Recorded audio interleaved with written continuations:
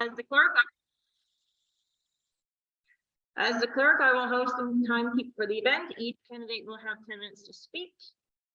The speakers will be in alphabetical order, and then after all speeches are completed, the event will be open to the floor for questions. Just for the purposes of the recording, when the questions are made by the public, it's asked that the candidate repeats the question and then provide their answer. And then at the very end, if we still have time, we will be allowing a closing statement for all the candidates. So our first candidate to speak will be Suzanne Hewitt, candidate for mayor.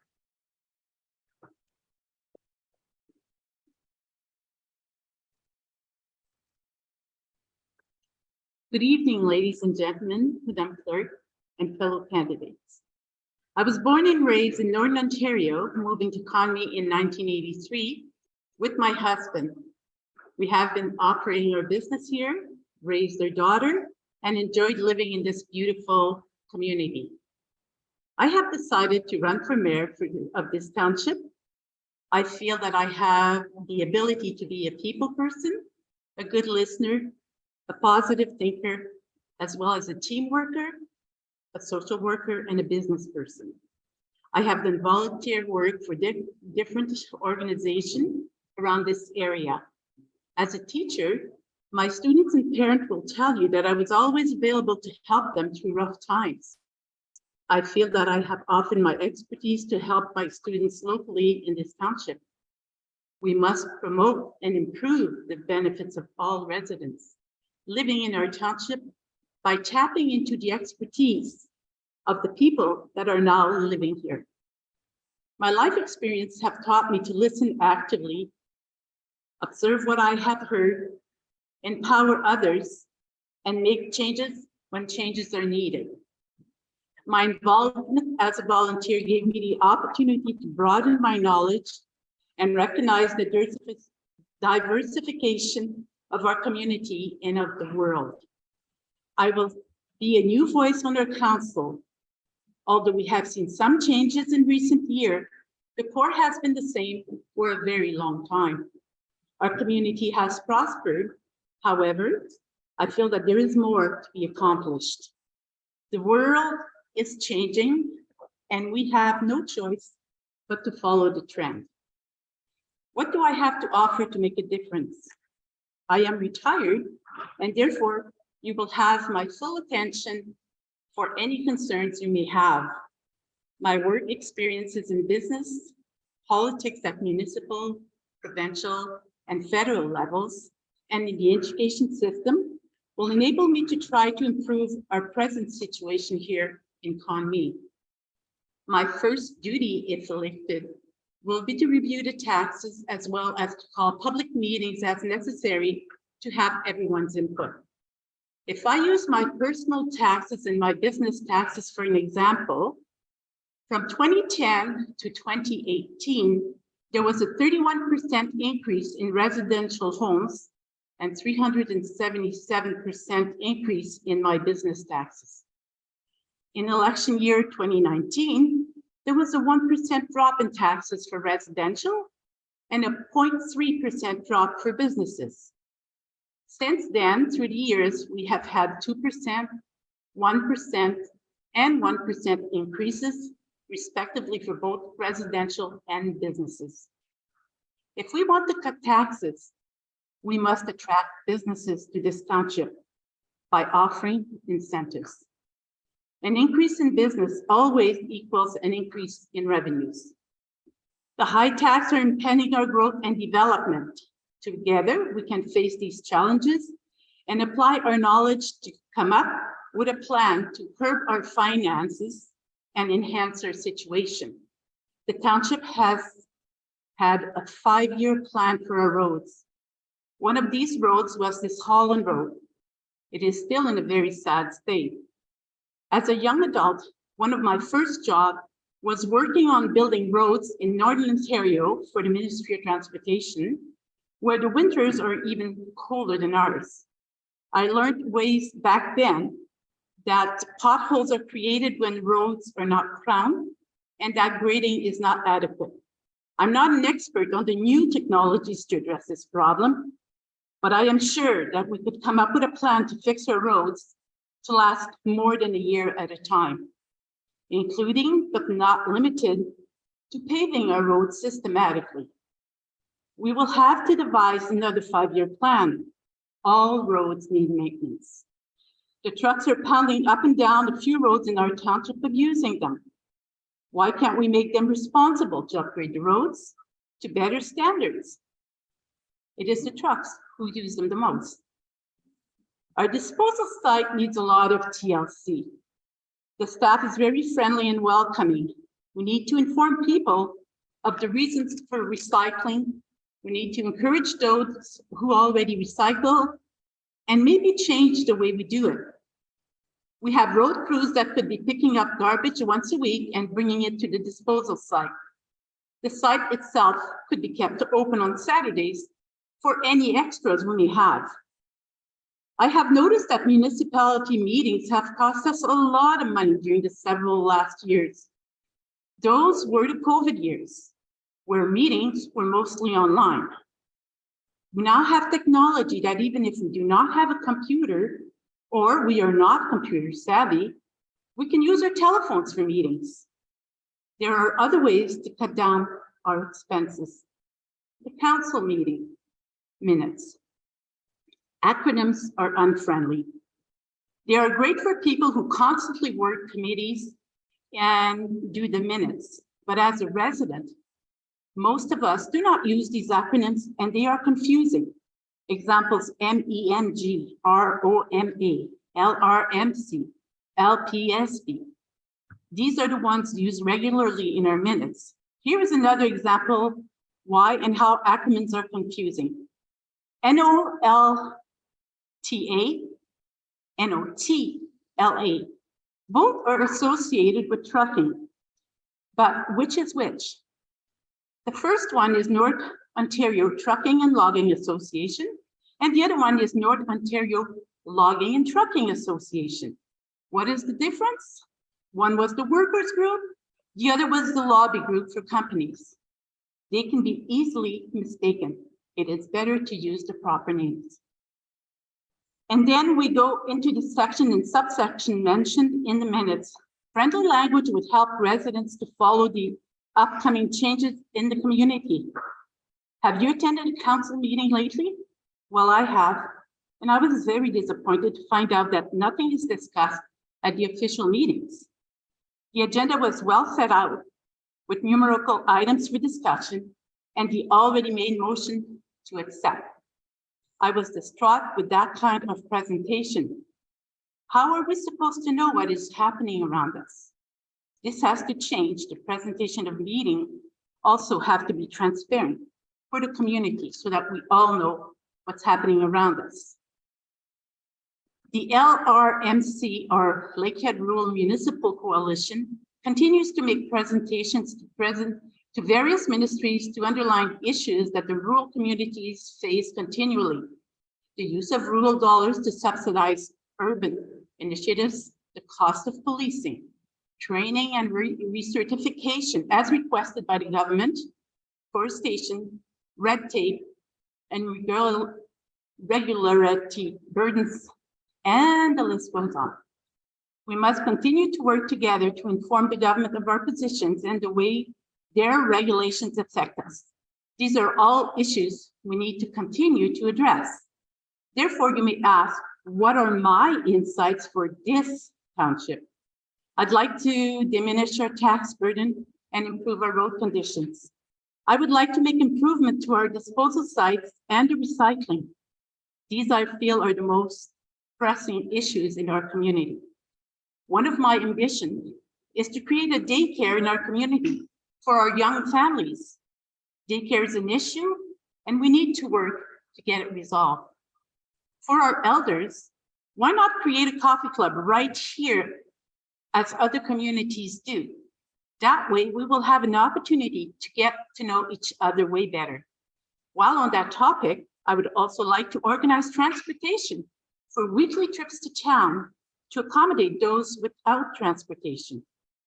Another aim for our township would be to become a neighborhood watch community. I would like to thank you, all for being here and hearing my presentation. I hope that this will help you to make an informed decision when it's time to vote. It's time for change, and change comes with new people on council. I'm asking you to support me and vote Hewitt for your new mayor. Thank you.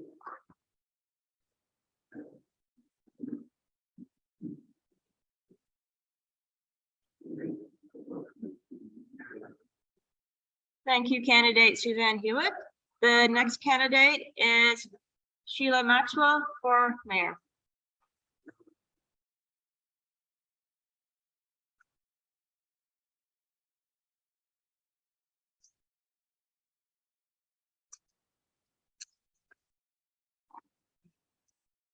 Good evening, fellow candidates, residents from Conmee and around. And I'd also like to welcome MPP Hall in our audience. My name is Sheila Maxwell, and I'm one of your candidates for mayor. I've chosen to run for mayor this term because I've served as a councillor for the last 7.5 years, till I was appointed to the mayor's seat this summer. After Kevin was elected as MPP for Thunder Bay out of Cook and Reading, I stepped into his role and I've been getting used to the responsibilities. I've also recognized the work that needs to be done in this position, so I decided to run for the next term.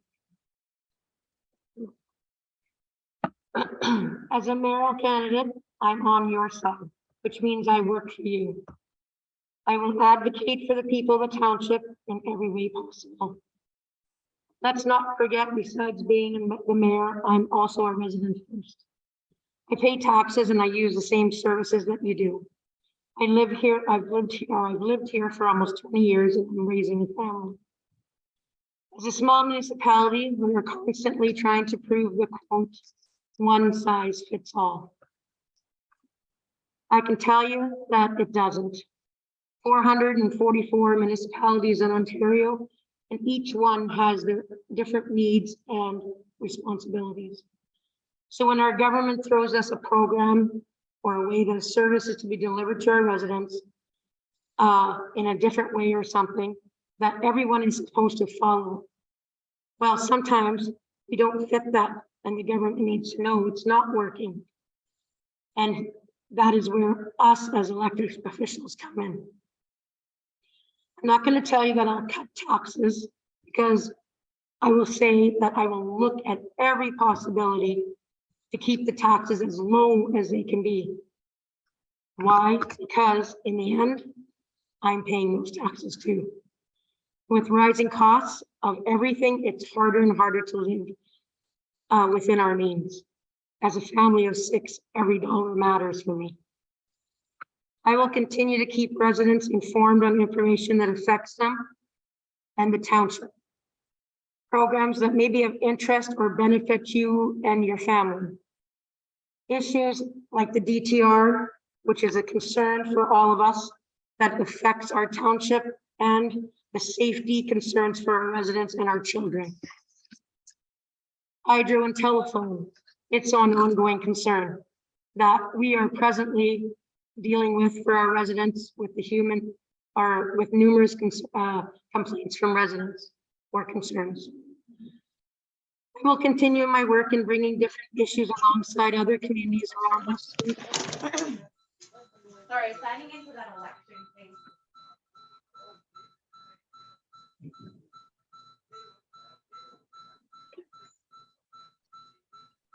If you're still okay. I will continue to work and bring different issues alongside other communities around us so we can share services and work together to make it possible to save costs. Our group, the Lakehead Rural Municipal Coalition, as mayors and administration staff, we get together and we bring forward issues in our own municipalities, and as a bigger unit, we can approach government or ministries to change or get benefits that suit our communities. Sometimes larger numbers are heard more than the smaller communities. I will continue to oversee budgets and issues that come up with budgets, like policing, which has changed drastically over the last 8 years almost. I've seen a rise from a $30,000 bill to $90,000 bill. So it is changing. The numbers are going up, and that's why everything is costing more. DSAB, services that come to our residents and services that will affect all of us. Billing and always, and always available to hear residents' concerns. As a mayor, I'm one part of a team of 5, and that wants to make decisions that will act responsible and make the best choices for our residents and our community. Looking into future grants as much as possible for developments and those that will benefit our township, and having facilities to enjoy at no real cost to people. That is always on the outlook for me. We may be small, rural, and in northwestern Ontario, but we shall not be forgotten or ignored. There is so much more that I can say, but what it comes down to is I will be here for you and what our community needs. There is so much, if you don't have a leader who doesn't have knowledge or hasn't been to hardly any council meetings, they will not be informed on what's going on. The small things like issues on how things affect us and why. I know that we're just a small fish in a big pond, but we need to keep stepping up and make ourselves heard and know that we have been advocating for Conmee.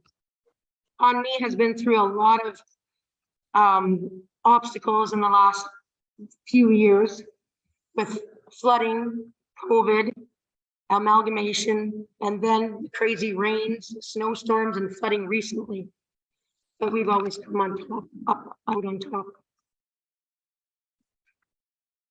We have a beautiful township rich of aggregate and minerals. We have beautiful lakes, forests, and trails, and that I know a lot of us enjoy. We have a great group of residents that watch out for each other at times of need or sorrow, come together at functions, events, and school events, etc.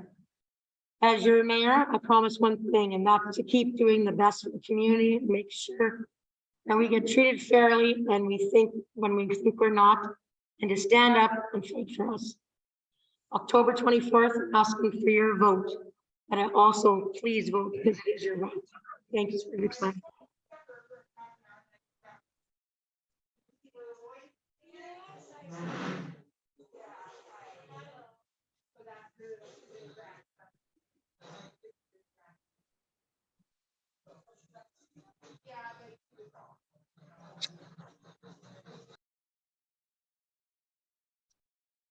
Just a reminder to those on Zoom to please mute your microphones.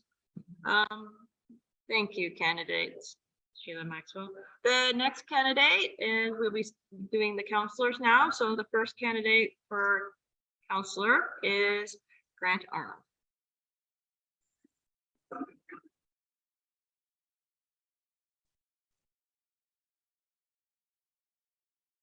Thank you, Sharon. Fellow councillors, candidates, member of the provincial parliament, and the audience. My name is Grant Arnold. I moved to the Thunder Bay area back in 1975, and in 76, I bought property in Conmee Township because it was a beautiful spot. We built our home, we raised 2 sons, and after I took a leave and retired for a while, I was approached to represent Conmee Township on the Lakehead Region Conservation Authority. That was 11 years ago, almost 12. We ended up, a short time later, there was a councillor that moved out of the area and resigned. I was approached to be appointed on council. Subsequently, I did put my name in and I went on a vacation. And I opened up the email one day shortly after and found out I was Councillor Arnold. I have served a good 10 years on the council, elected twice, and tried to be a quiet person and proceed in an orderly fashion.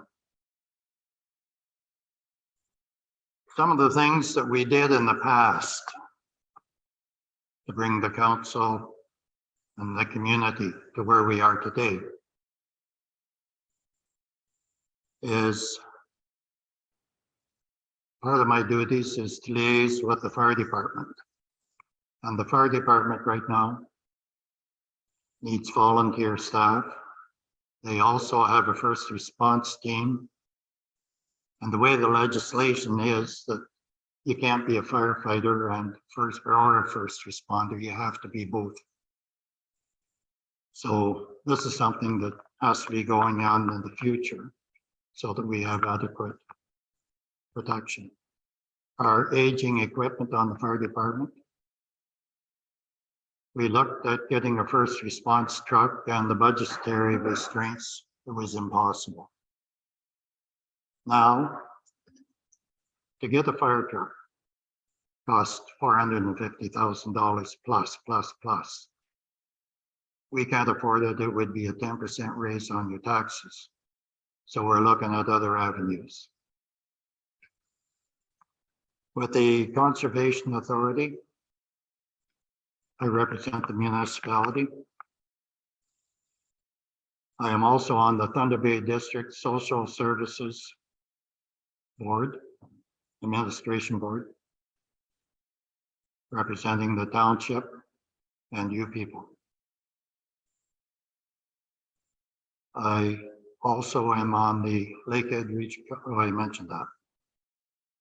The Thunder Bay District Municipal League is representative for the township. And what we do there is work to make things better. We lobby the government, and sometimes we get results. We have to have what they might call backhoe ready projects for the government when they offer money. We have to be ready to move with it. That takes time, it takes energy.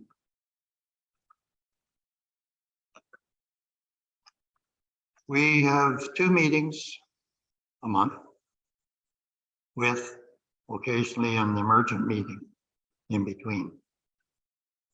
In the past 2.5 years, we've been affected by COVID. And with the COVID-19, it affects a lot of people psychologically, physically, emotionally, and even socially. We all know that because we all went through it. I did my part working to keep the township together. We lost staff. We lost a councillor. So we had to keep going. And we did keep going. The only problem is Oliver Pepoons didn't want us when we offered to join them, and it would have been a lot cheaper.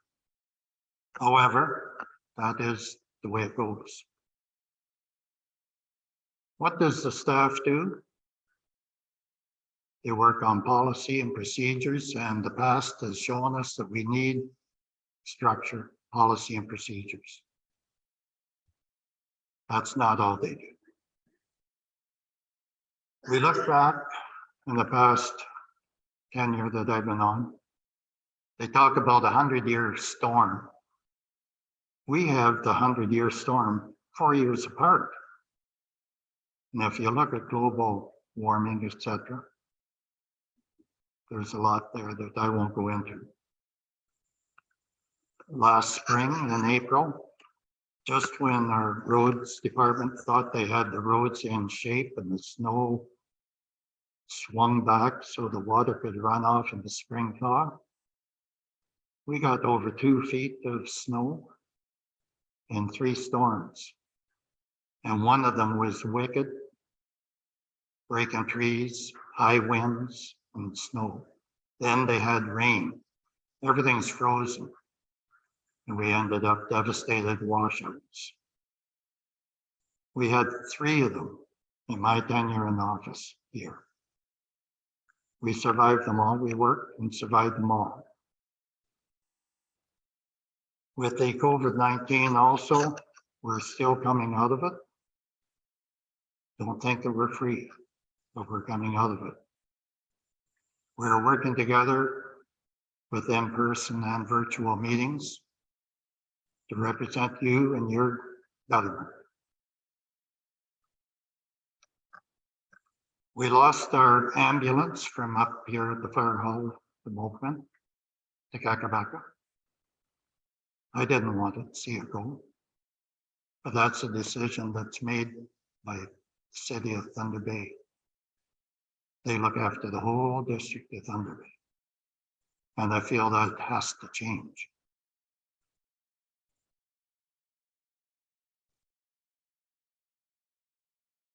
With the community complex, it was renovated. We added an annex to it for the Thunder Bay Rural Food Bank. And it is used, it is increasing demand for the people to use that feed bank.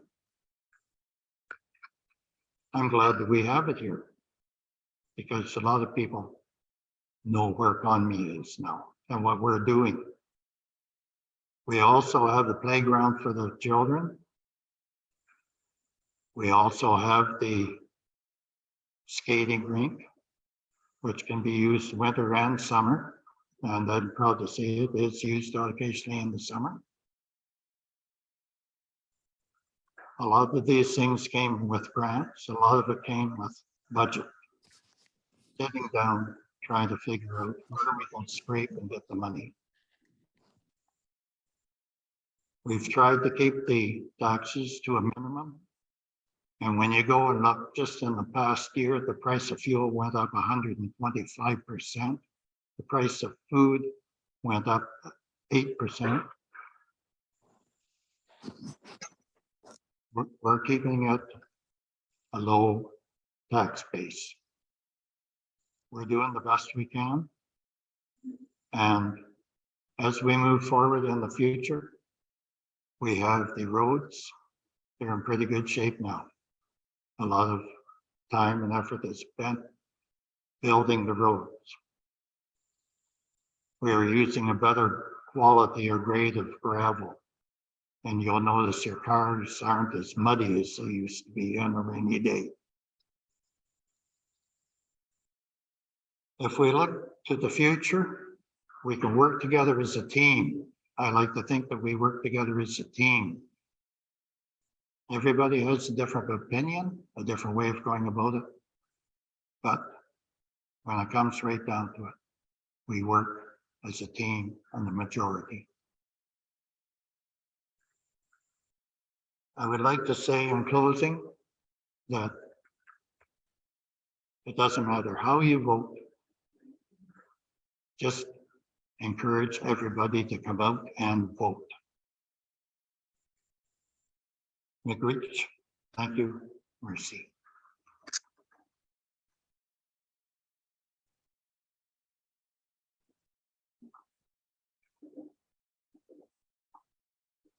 Thank you, candidate Grant Arnold for councillor. The next candidate for councillor is candidate Ellen Davis.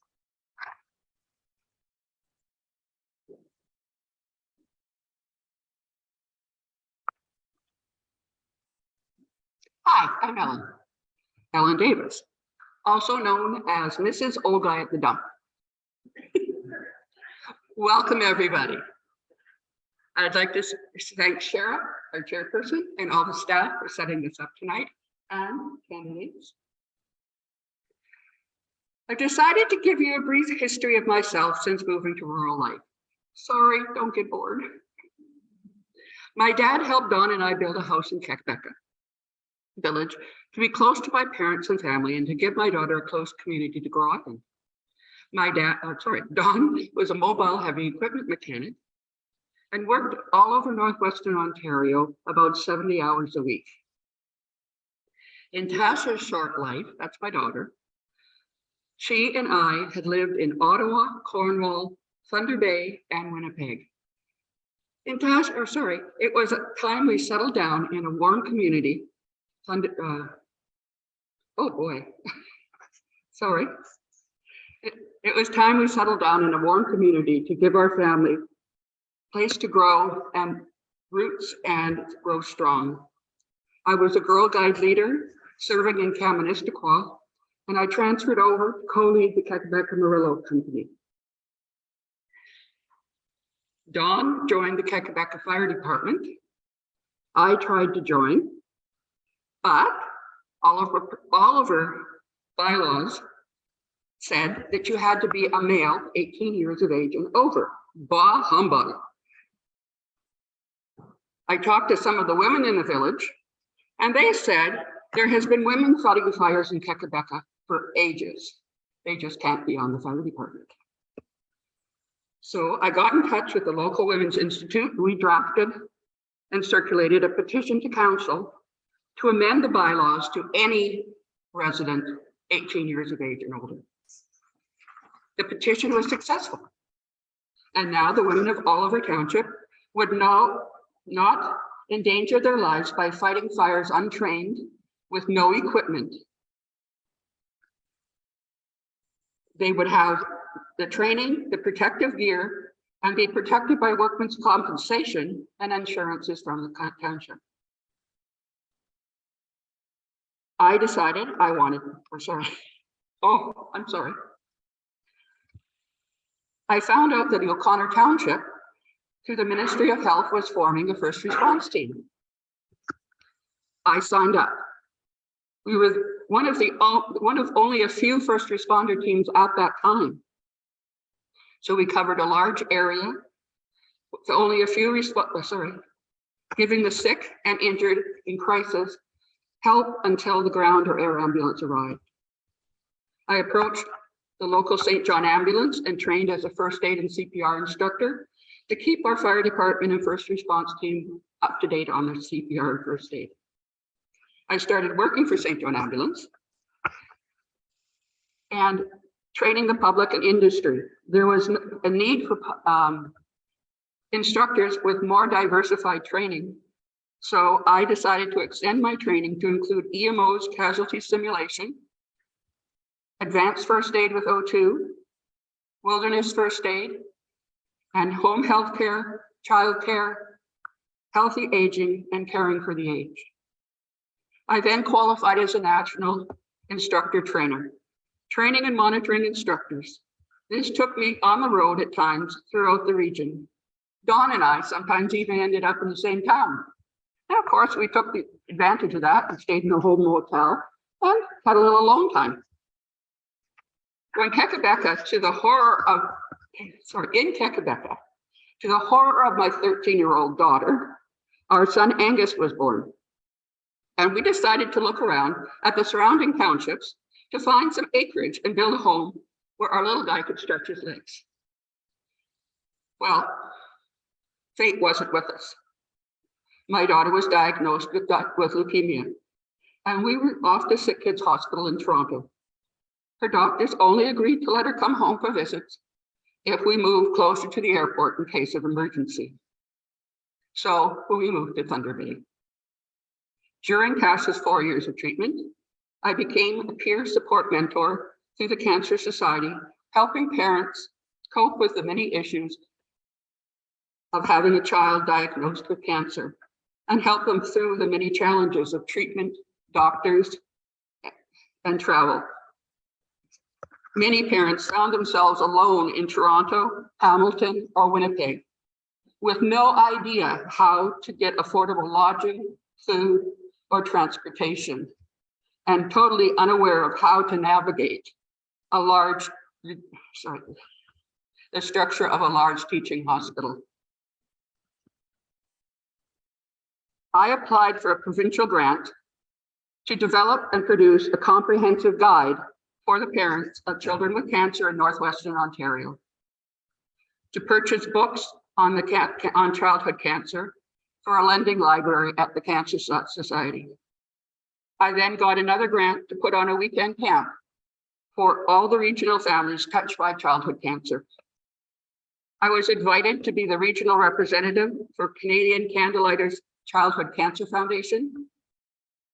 Pediatric Oncology Group of Ontario, and I served as a parent stakeholder to the Ministry of Health consultations between the Ministry of Health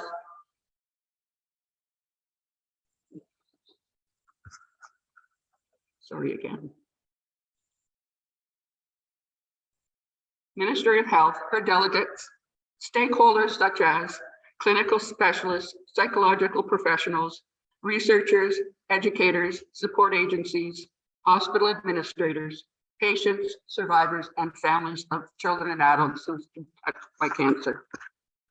The consultation's goals was to develop a comprehensive roadmap that set out goals and strategic objectives improving Ontario's cancer system. Out of these consultations and extensive paper, the Ministry of Health's 1994 Life to Gain, a new cancer strategy for Ontario, was written and is still one of the main reference papers used by Ontario and all over Canada. I then started working at Canadian Tire. I became a trainer to introduce the staff to the new Canadian Tire University e-learning program and help the staff become familiar with the curriculum and the computers themselves.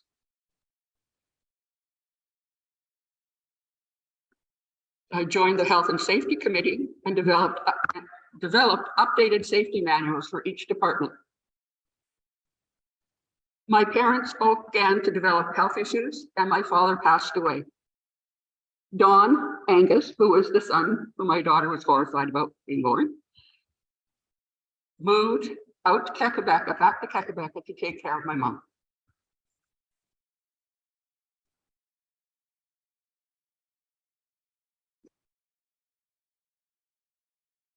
When my mom passed away,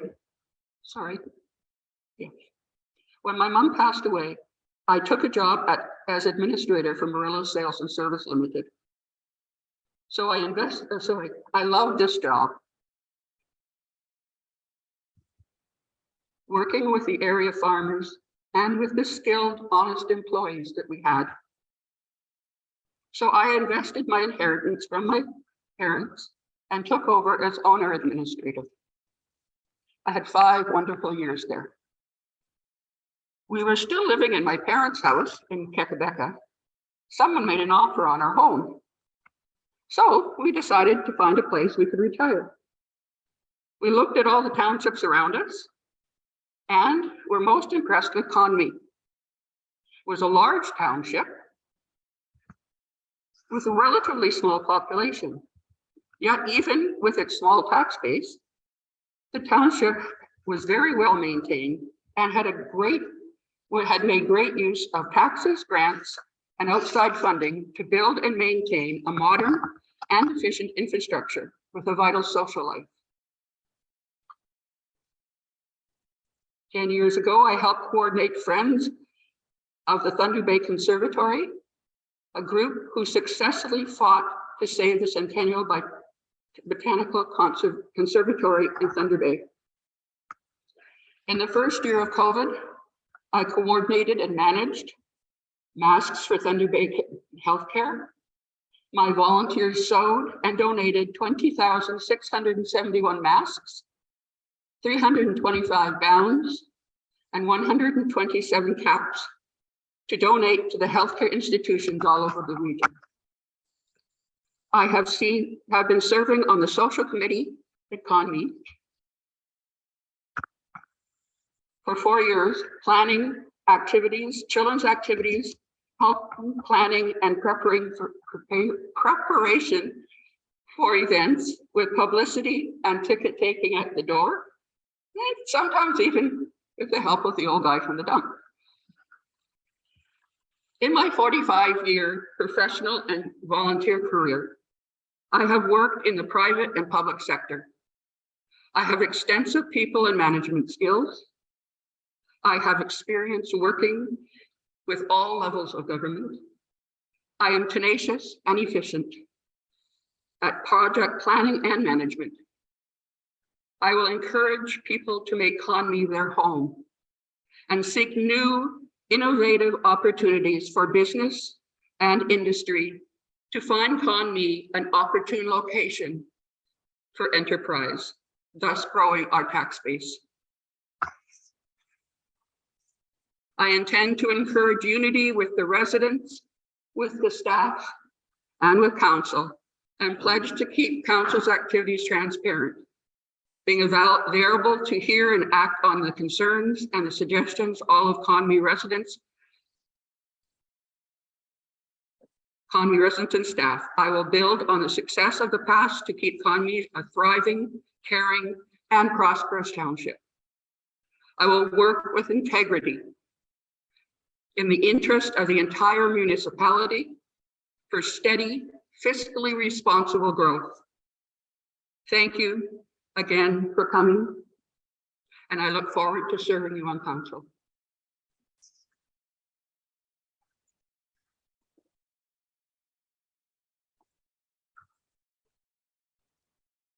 Thank you, Ellen Davis. The next candidate for councillor is David Halverson.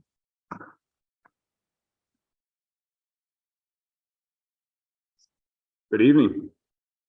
I'm probably going to be just as nervous as you. This is a terrible setup too, because you can't put your hands anywhere. So let me start with, my wife and I are new to the community. We've been here for about 5 years, where we chose to build our home on Hume Road. We like the community. We saw lots of benefits to moving out here. And our roads are taken care of quite well. I want to thank you guys for that. So what else can I say about myself? I'm a structural iron worker. I've been in the military. As an iron worker, I worked my way up from being just a lowly apprentice to a journeyman, then on to being a job steward, and then progressed being a foreman. And then later on now in my life, I find myself being stuck with being a general foreman and a superintendent most of the time. It's not fun. Definitely not going to need the whole 10 minutes. So I'm not sure what else you want me to say. I'm here looking into being on Conmee's council because I find myself with a little bit of extra spare time. I left the Thunder Bay Fish and Game after 10 years of being a vice president there and looking after the general operation of the facility, which we did quite well. We saw lots of expansion, and we saw a great incline in membership. Conmee kind of needs the same thing. I think we need more people here. We need a larger tax base. We need to quit looking at what we have and just going into the pockets of the people. Has it been done well in the last little while? I'll say yes, because it's been pretty decent. Can we do better? We can always strive to do better. That's about all I got. I'm up here with no agenda or anything like that, just looking to serve the people of the community as best as they'll allow me to if you see fit to vote for me. Appreciate it. Have a good night.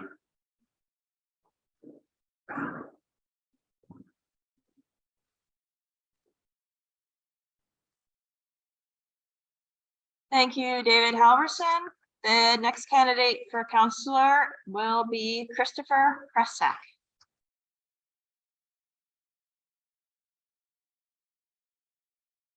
Good evening, and I want to thank you guys for being here. I never thought that I'd be standing in this position running for council. We moved to Conmee in 2015, 2 kids, wife was pregnant, and we saw a room in a field behind a house where we could watch everybody grow and run. We're now 5 kids strong, and the 2 of us, 7 in a house. And it's been a lot. So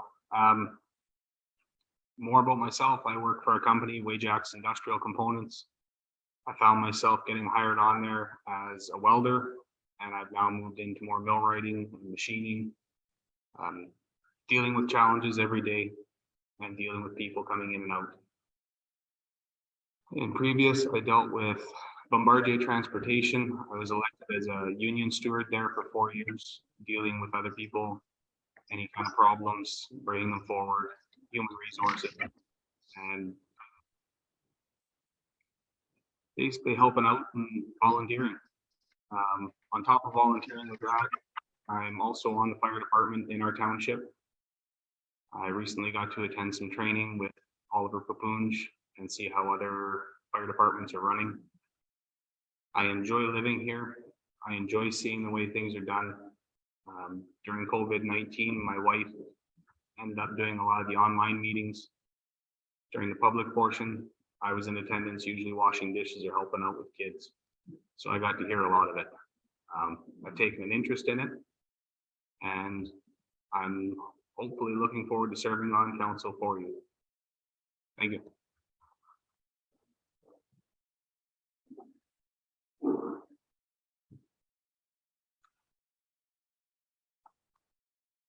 Thank you, Christopher Krusak. The next candidate for councillor will be Gail Mans.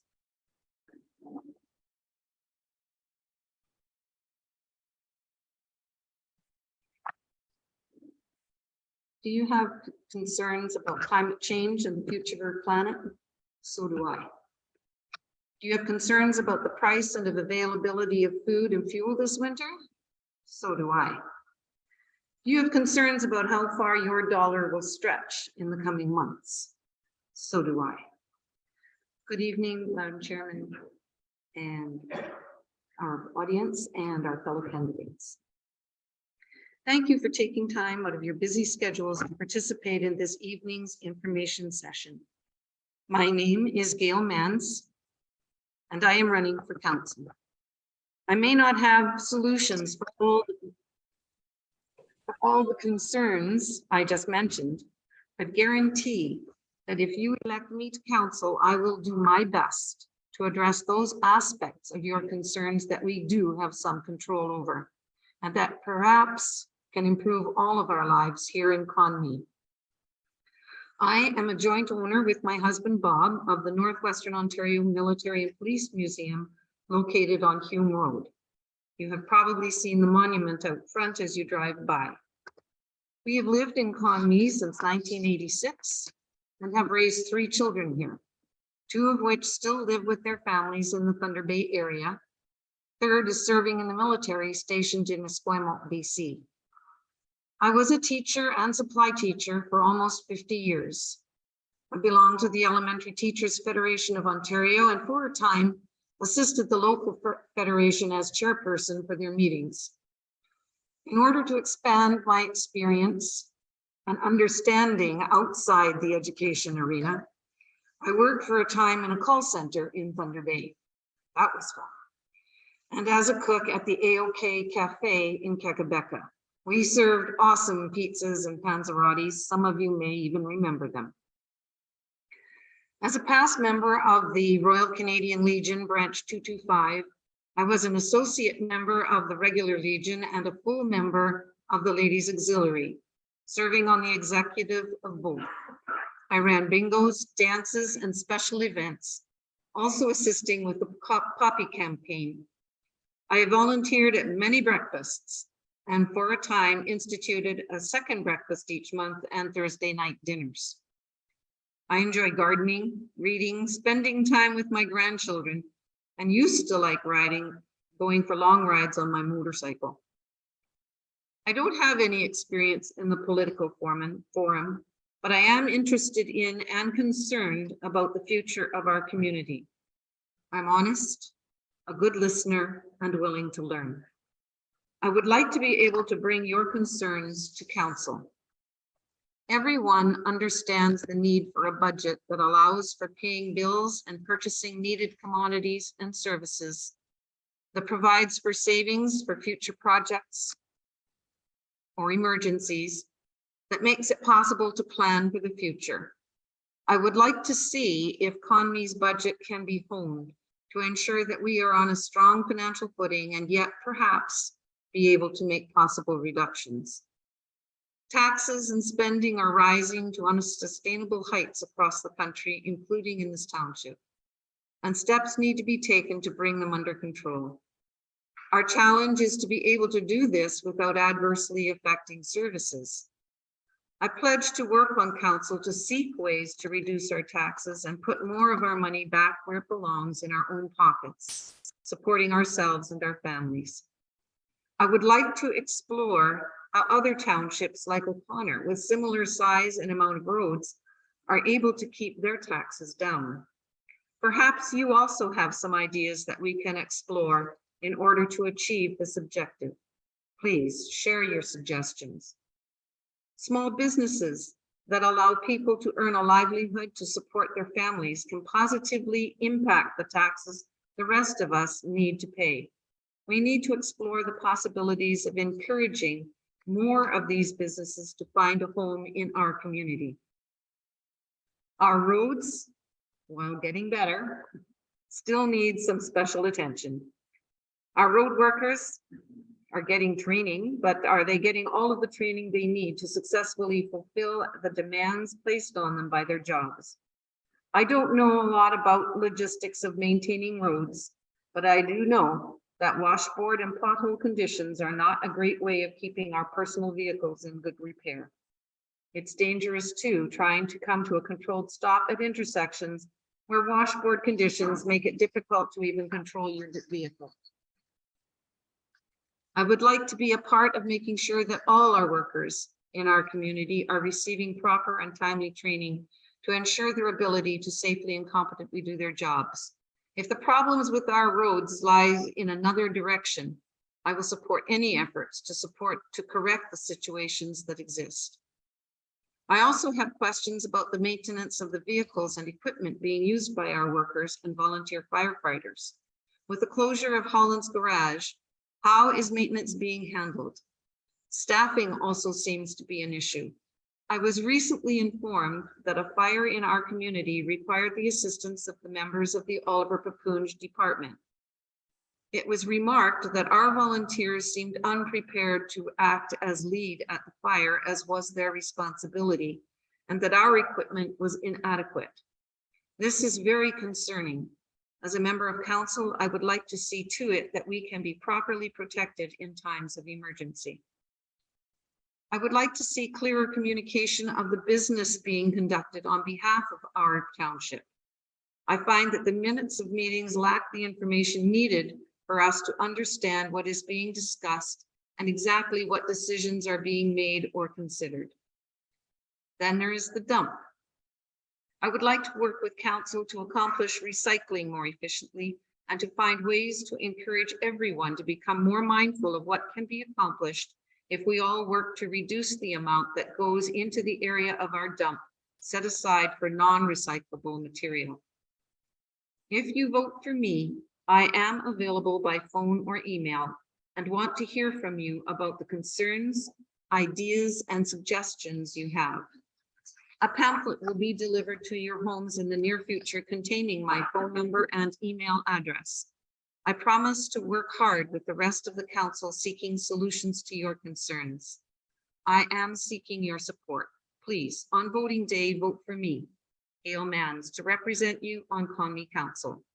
But no matter how you vote, please vote. Thank you again for attending tonight, and good luck to all candidates.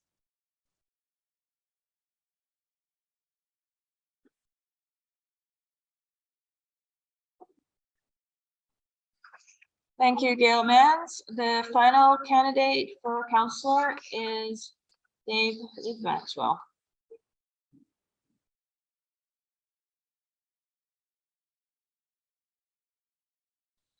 I'd like to thank council members, candidates, staff, residents, and MPP Kevin Holland for coming out tonight. For those who don't know me, I'm Dave Maxwell. I'm running for council. I've lived in Conmee for the last 40 years, and I find it to be a beautiful place to live. I don't think I'd ever want to leave here. Ask my wife, she tried to get me to leave once. We raised 4 children here who love the place that we live. We've had countless kids come through our house in the last 13 years as we're foster parents also. I decided to run for council for several reasons. I've always tried to support our community in every opportunity I've had. I like to be part of what happens to my community, and I'm finding now I actually have time to do something like this. get involved in more ways that can help us as residents and be a voice to our government along with council and staff. I do believe that government needs to hear our concerns in order to make change. These days, things are constantly changing, and we are living with the consequences of what is happening in the world around us. I want to voice my opinions and bring forward possible suggestions from community members to council. Transparency is a huge part of any business. We need to allow the public to be informed and stay informed with current information coming in. I would like to try to stay informed on technology that is changing and the government that is putting forth programs, and be vocal to try and get technology infrastructure in our community.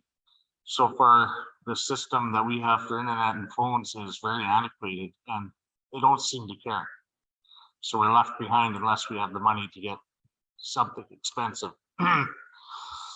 And the industry standard from CRTC is something like 50 megabytes a second download speed as of June 2021. We're nowhere near that.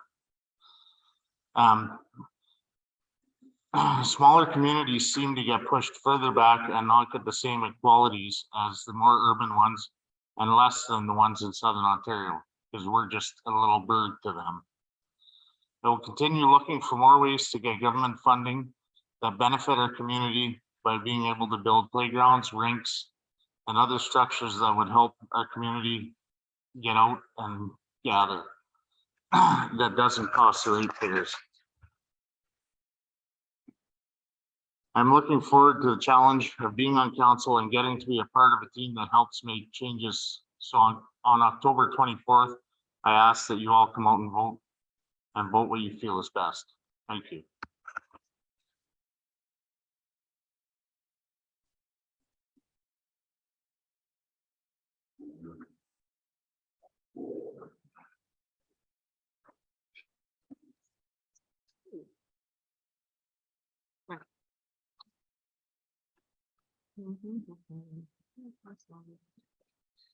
Okay, now that all candidate speeches are completed, the event is open to the floor for questions. Each member of the public is allowed one question and one follow-up question for clarification, provided it is the same topic as the first.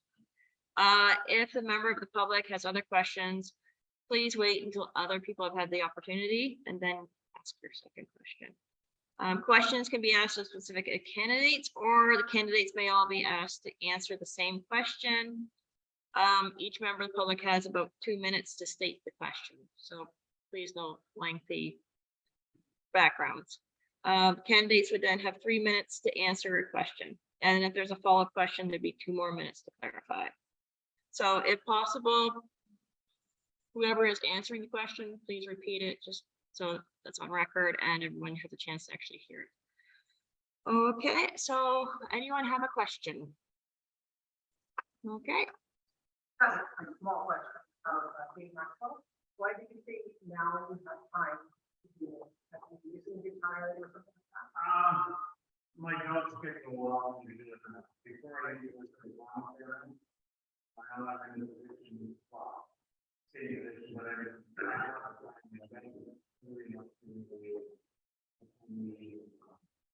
Thank you. Next question.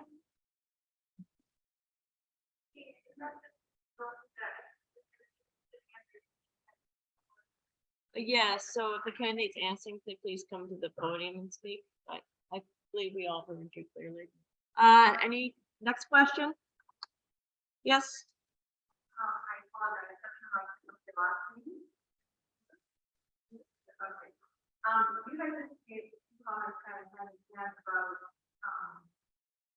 about more to a complex and keeping up with rural trends. I don't know why for down property, but I want to clarify what we mean by that.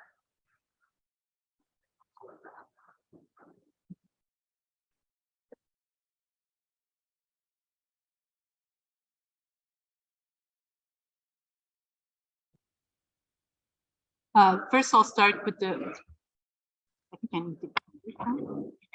First, I'll start with the world trend.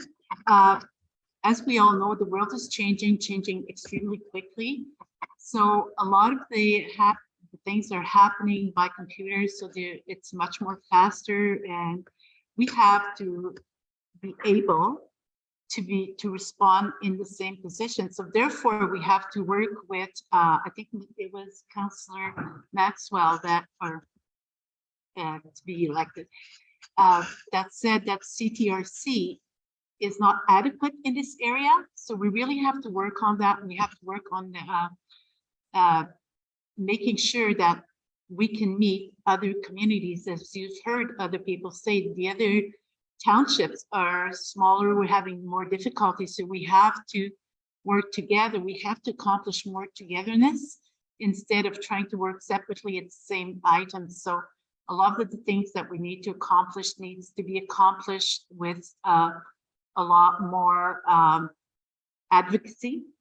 And now that we have an MPP that knows our township, we might be able to have more response from them, and they might understand better our position. It's left to be seen. So that's what I mean when I say we have to accomplish a lot more. We have to expand to all the people in this township, because we have a lot of new people coming, and a lot of new people have a lot of expertise that we need to tap into. Is that more clarified?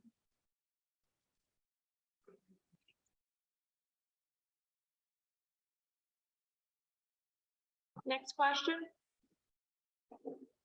Yes. So you people were, how many communities is Conmee currently now that we have representatives in the province?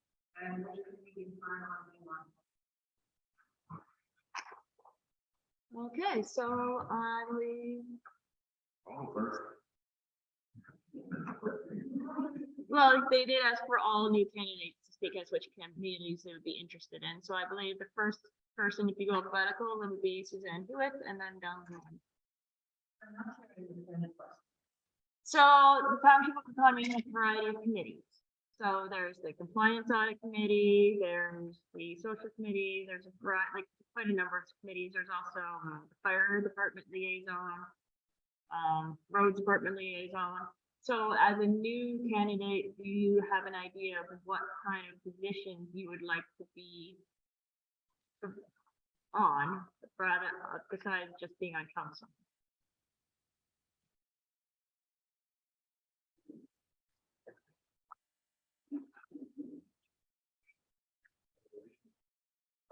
If the question means that how we're going to be involved in each committee, that is why we have committees. It's because the people that are elected do not have time to be on every single committee. So therefore, I would be very interested in assisting when I can, reading minutes when I can, offering suggestions when I can, depending on what happens, because I am one person, not an expert in everything. So some I will be more active than others, depending on what the issues are.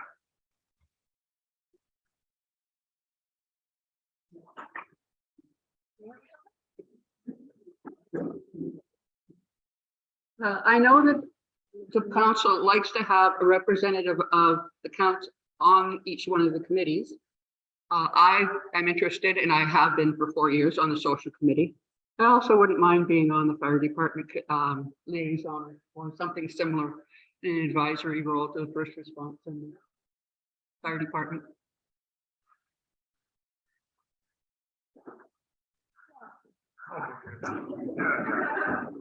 Well, right now I'm on 0 because I'm not on council, but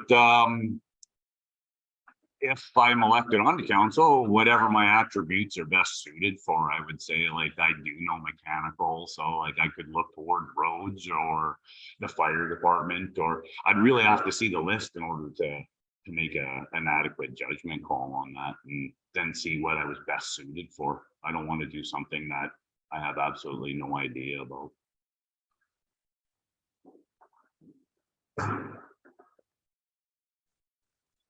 I know there's many different committees within the Conmee Township, being the social committee, the RFDA, the fire department, the roads liaison. I have an interest in the roads. I also have an interest in the RFDA. I'd like to stay away from the fire department just because I'm already on it.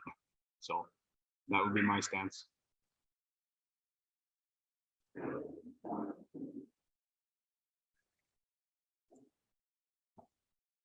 I'm not sure what I would be most suited to for the committees that are available. I have enjoyed in the past working with children and working with food delivery and stuff like that. So wherever my past experience or my willingness to try new things would take me, that's where I'd like to go.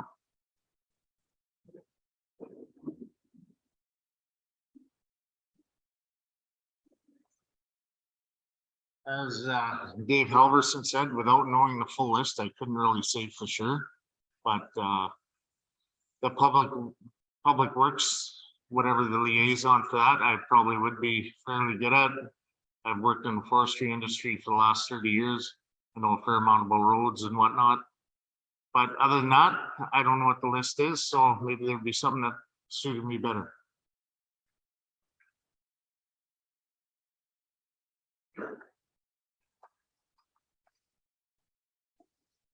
You have a follow-up question? Next question? Yes.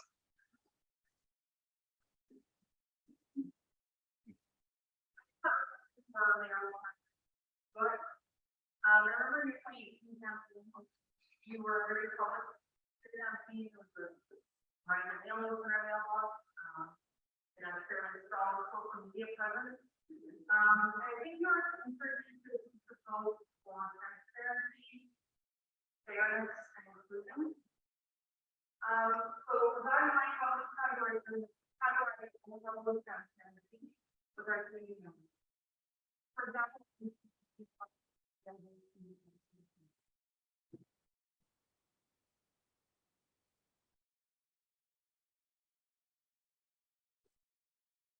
Yes, it will be. I am working on my Facebook website. I have, my flyer will be out in the mail in a few days. I also will have meetings at the house to talk about finances because I am right now looking and studying the financial and see how I can improve. And so I will be as transparent as I can. And I think that everyone that knows me knows that I am very transparent.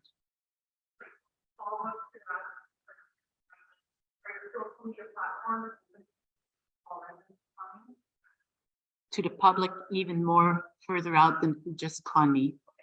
But I have did something on the social Conmee page and it was taken out within 5 minutes. So I then realized that I will have to have my own page to put information in.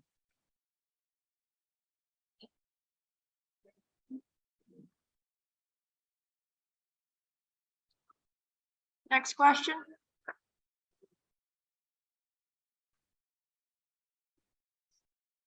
Does anyone have any questions? Good evening, everyone. I have a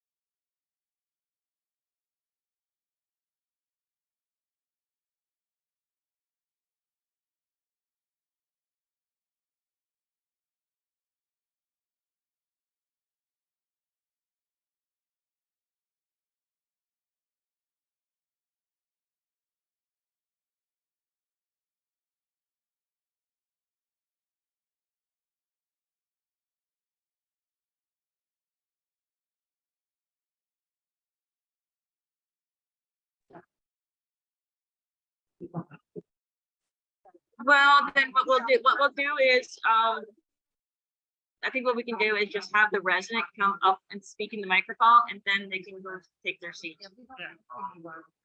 Not right now. Yeah, it'll be easy.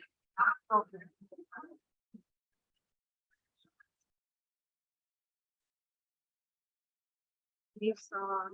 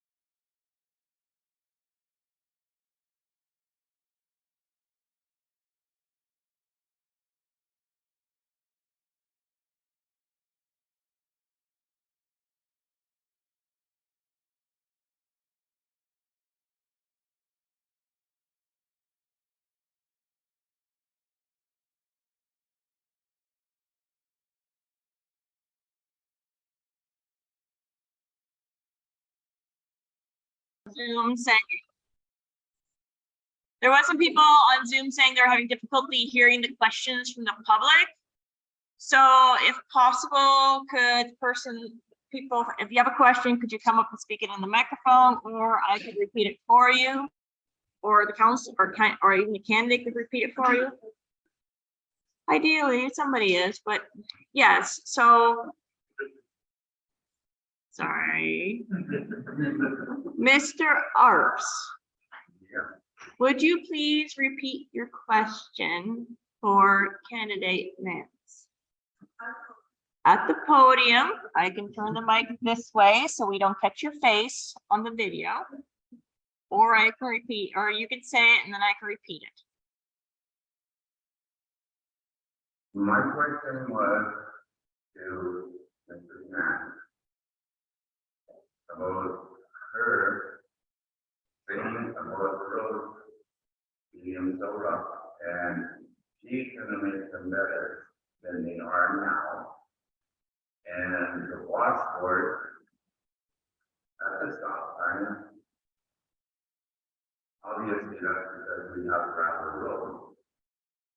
And I'm asking for experience so far on the work at AOA, you work with children, that I want to know with her wanting to teach the two road crew people how to do a crossing. I want to know how much experience you've gotten, if you have any at all.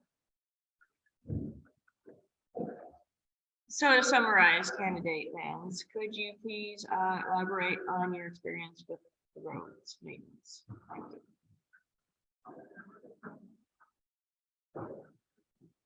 Just to clarify, I did not say that I would teach anybody anything about roads. I said I would support whatever training is needed for people doing roads or maintenance of vehicles. I have a concern about safety of our workers, about them being able to do their job safely.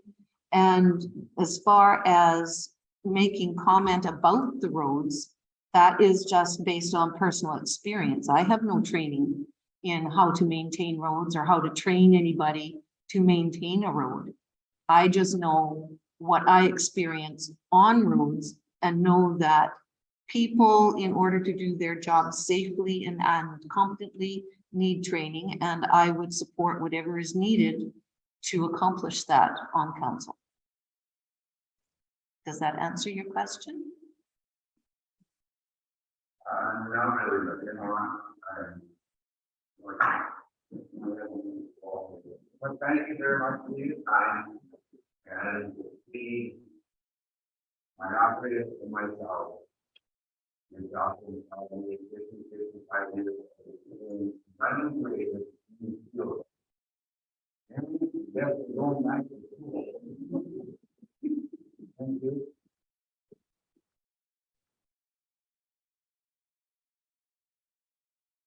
Does any resident have a question? Any more questions? All right, what's your question? Would you like to speak in the microphone? All right, I'll repeat it. So after the last question, I'm going to ask money.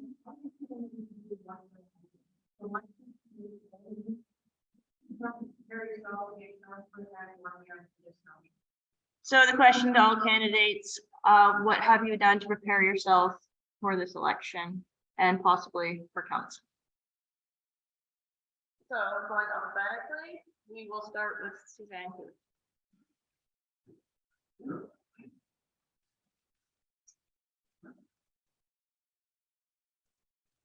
Thank you for the question. To prepare myself, I have followed some of the meetings online.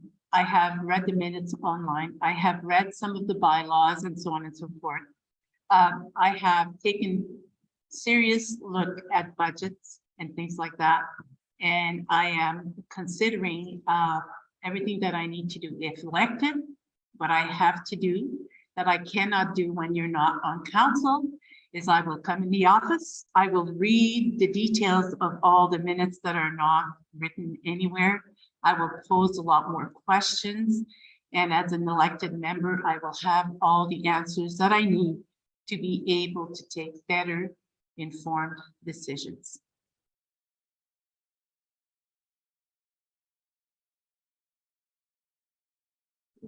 Yeah, if you wish.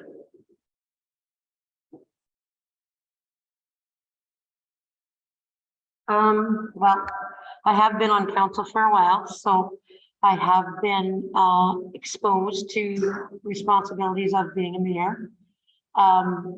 I've also wanted to expand my vocabulary, I guess, with municipal finance. So I've just completed actually a municipal finance course through yeah, the MFOA.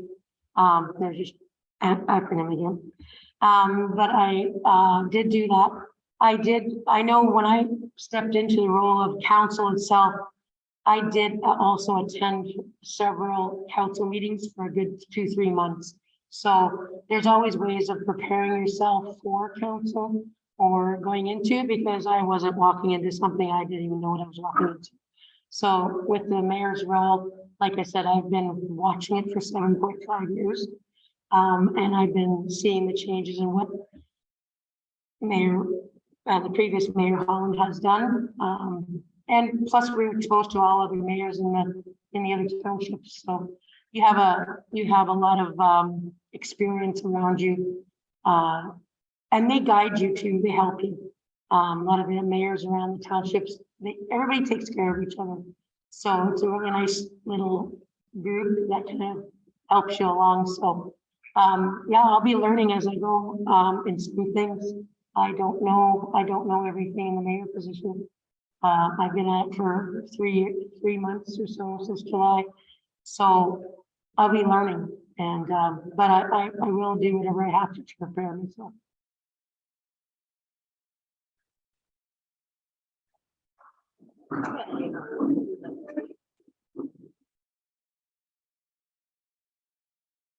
Okay, thank you.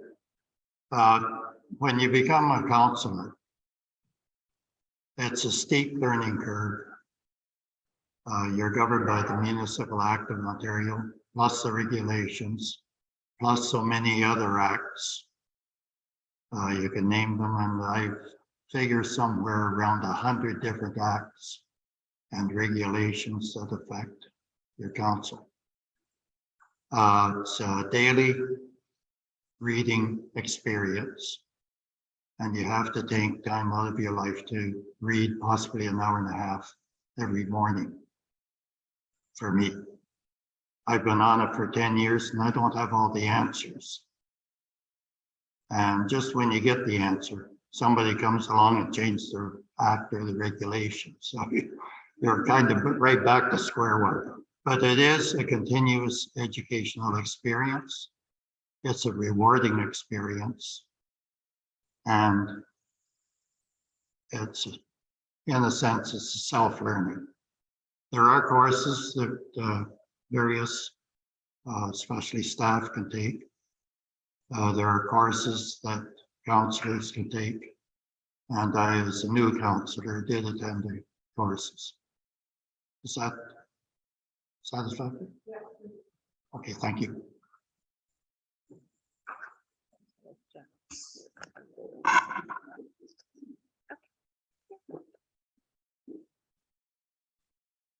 When I applied to be a councillor, we got a package, and in it had a pamphlet that said, what are the responsibilities of council? And it refers you also for more information to the website. And I read it all. I read it through a few times and had to go back to it as I was, had questions on things that were going on in the township or not. I attended virtually some of the meetings of council. And when I first thought about it, running for councillor, I was doing so because I was there wasn't a lot of people standing up to say they wanted to be on council. And I was really worried that we may end up with a lame duck council, and I was worried about that. So I, before getting my package, started delving into what the province had online, to what the responsibilities and what's available and things for the municipal townships council.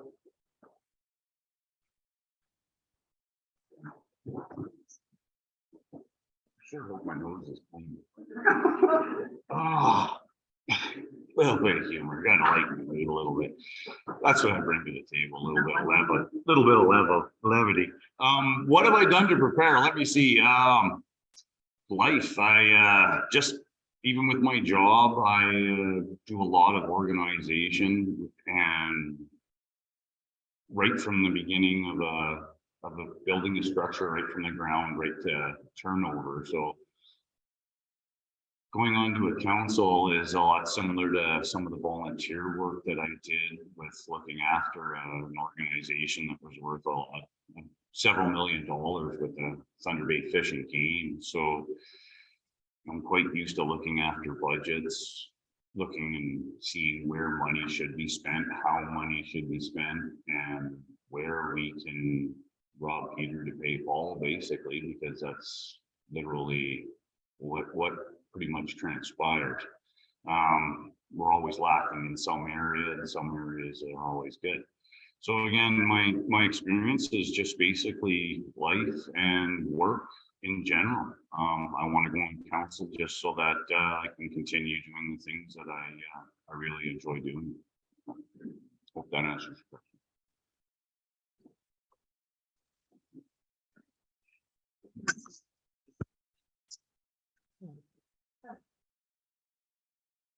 As far as preparing for council, I attended several meetings online, whether by choice or by not. I got an interest from it, listening to my wife and the things that were going on, and we conversed back and forth many evenings about what it is being in the community and wanting to see change. I can sit back at home and I can think about wanting change, or I can step up and try and get it. My preparedness as far as council, I haven't got any experience. I'm eager to learn, willing to learn, and a quick learner.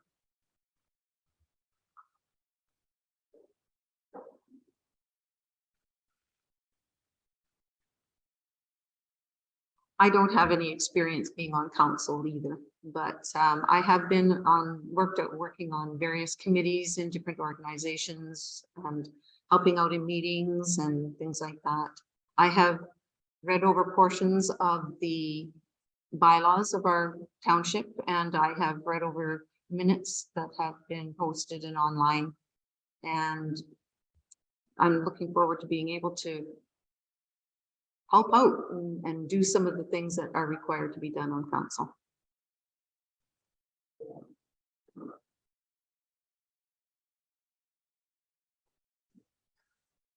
When I decided to run, I started watching council meetings online, thank God for Zoom. Because I can't always get there with kids at home right now. And I happen to know a guy or a woman that knows a little bit about council, so I can learn a bit.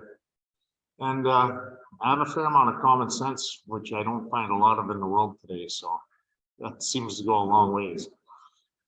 Thanks.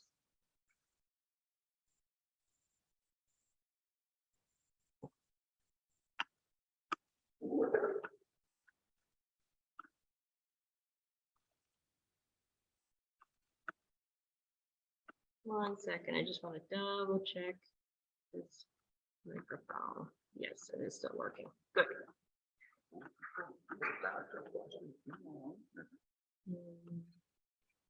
Yeah, so before I ask any more questions from the floor, there was one question from the chat. I did not see it. So Blue Fox Communications, a local business, asked, how would the applicants attempt to tackle the ongoing internet issues such as speed, accessibility, etc., if elected?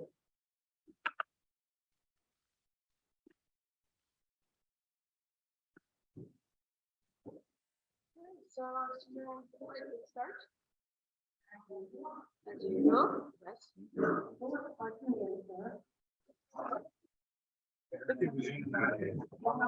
Dialogue was so, and like how would candidates address such as the fee and.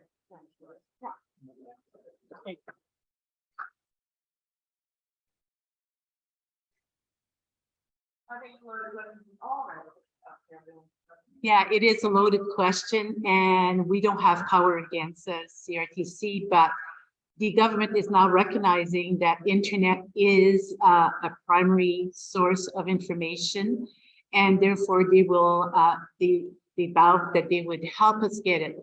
I can tell you that I have been teaching online the first year of COVID, and I never had a problem with my internet service. What I have is I have a hub from Bell, and it works perfectly. So if I am elected, I will continue to lobby Bell to make sure that it is more efficient, because they said that they are working across the province to make it efficient for everyone else. So Bell is one of the sites that can solve this problem. Otherwise, it's a research that will need to be done and more lobbying to the government to make sure that it's accessible to all, because this is no longer a luxury. It's a necessity.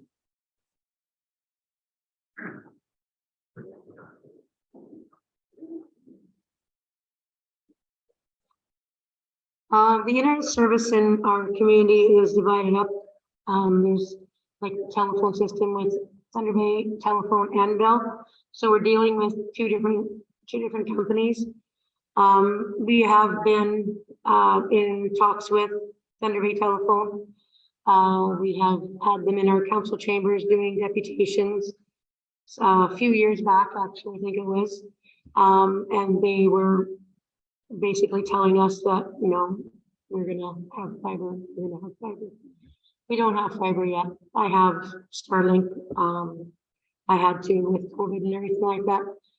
We do have a problem in our community with services. We have an hour's worth of backup in our exchange out there that our telephones go dead. So we do have a big problem with TV tel. Bell, I'm not too sure if the same thing, but it's something that we have been working with. Unfortunately, we don't have the control over that. We can make suggestions for them, how we can better their service with the help of us. And like I said, right now, we're still in talks with them to try to better their service, so our residents have better service, because our residents, let's face it, plus this building being an evacuation center, we need communication. We're useless if we don't have the communication. So we are in talks with TV Tel, trying to help them better their service for us.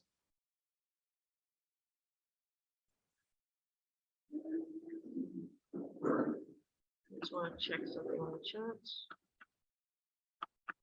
Right, just wait for this. All right, Mr. Al.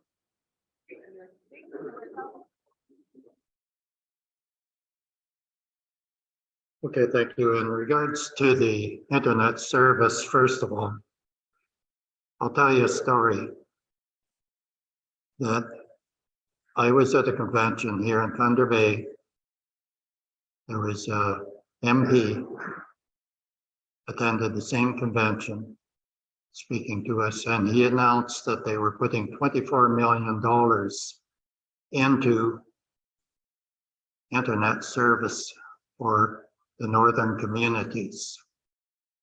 I took the microphone and I asked him, I says, I live a 25-minute drive west of the center where we had the meeting. I said, when can we expect internet? His answer was, you are too remote. You think about it, 25 minutes out of the city and we're considered a remote area. We have been working on it. And I can see where it's getting better. It is going to be better. It has to be. But it's not just the internet that's a problem, because we have children that have been home from school and they couldn't get their education that they needed. We also have areas in the community right now, and I experienced it myself, where you don't have the cell phone service. But these are things that we are working on, we have been working on. And it's the little guy against the big guy. So we can only keep working. Thank you.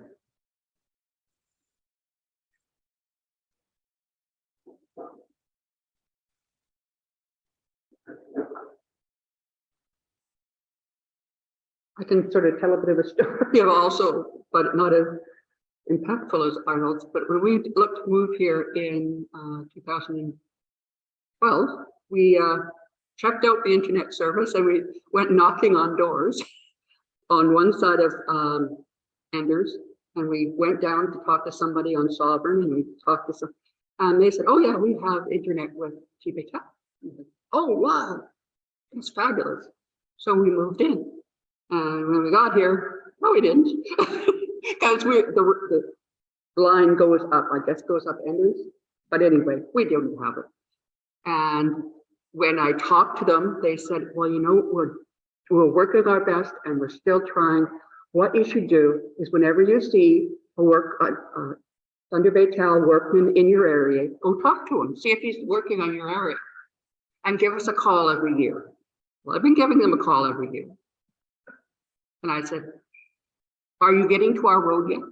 Where do you live?" Tell them. "Oh, no, we haven't quite got that far yet, but we are working in Conmee, and soon you will have it." Okay.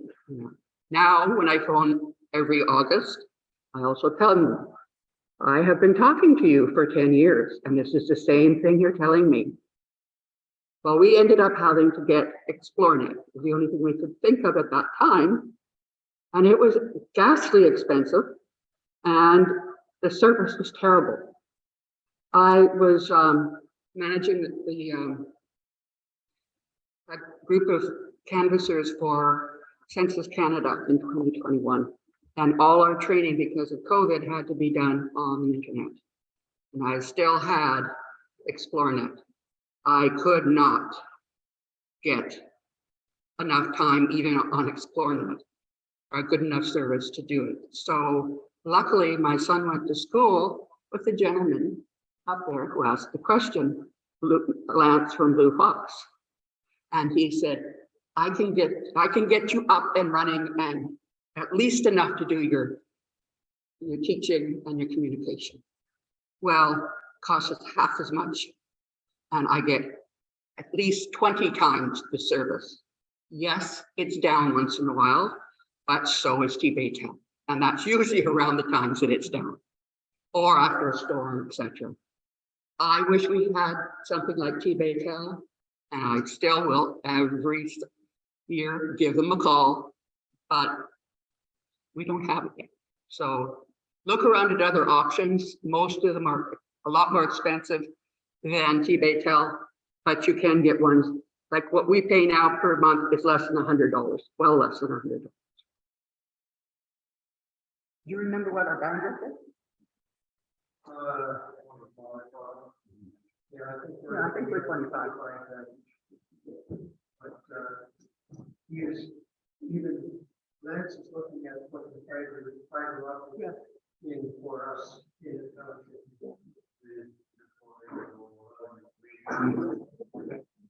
He's hoping to put 40 up this year and before it frees up, and then another 50 in the spring. Yeah, it won't all cover all on Conmee at once. It's coming as we go. Okay, to refocus, the question is, how will the council address internet service? the internet sucks out here. No doubt about it. We moved out here and that was kind of a little bit of a shock. It was almost like going back to dial-up, but not just as bad. So, but I guess a little bit of it is all relative, you know, like some people new to the internet, it might seem really fast. And then you get the young fellas out here that want to do gaming and it is not. Blue Fox, I actually just learned about them, believe it or not. So I don't know what their advertising is, but they should do a better job of it out here. And other than what I could do is basically just say that I'm a card-carrying member of the Conservative Party, and I would look forward to bending the ear of our local MPP, who just happens to also be a member of that party, and see if I can push the crap uphill instead of downhill.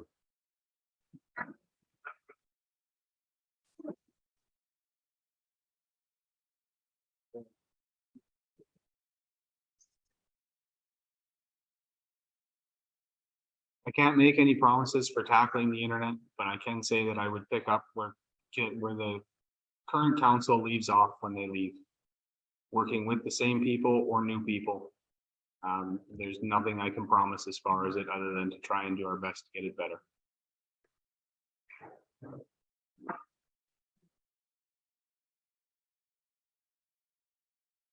I don't have any ins with anybody for internet, except my son-in-law who does a good technical job.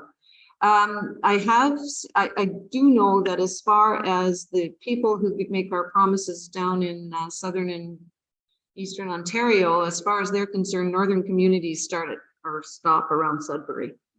They don't come as far.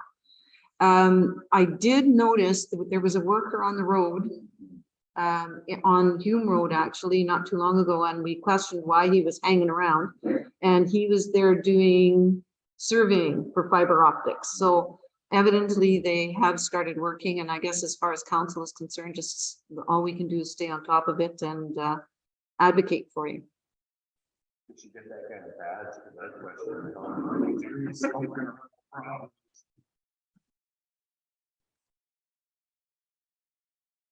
I'm not affiliated with Lance in any way, but I have never heard a bad thing about Blue Fox Communications for anyone who has it. And he is currently trying to roll out fiber, I believe, from Oscar's Pit. He's putting a tower up there. So it's better than any other current option we had. I have Starlink. It is expensive, but it is pretty good. I gotta say, like with COVID, 4 kids and my wife online schooling every day, we never had a problem. T-Baytel, you couldn't even get online half the time. So there is options. He's probably the least expensive when he gets going. I wish him all the best. I don't know what can be done to help him. He's kind of a one-man band, so I hope he can keep going. That's about all I know.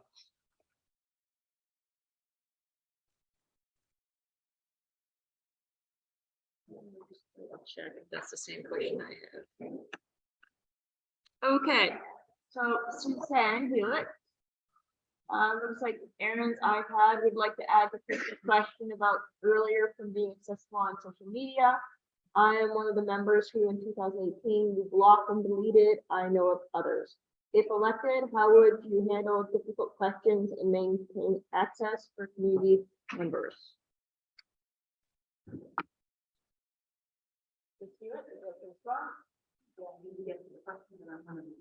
Yeah, so it's right there if you would like to read it.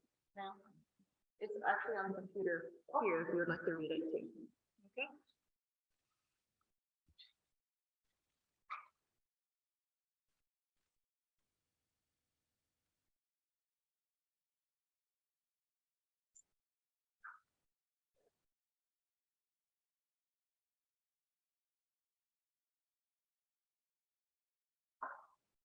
How would you answer this question, Nathan?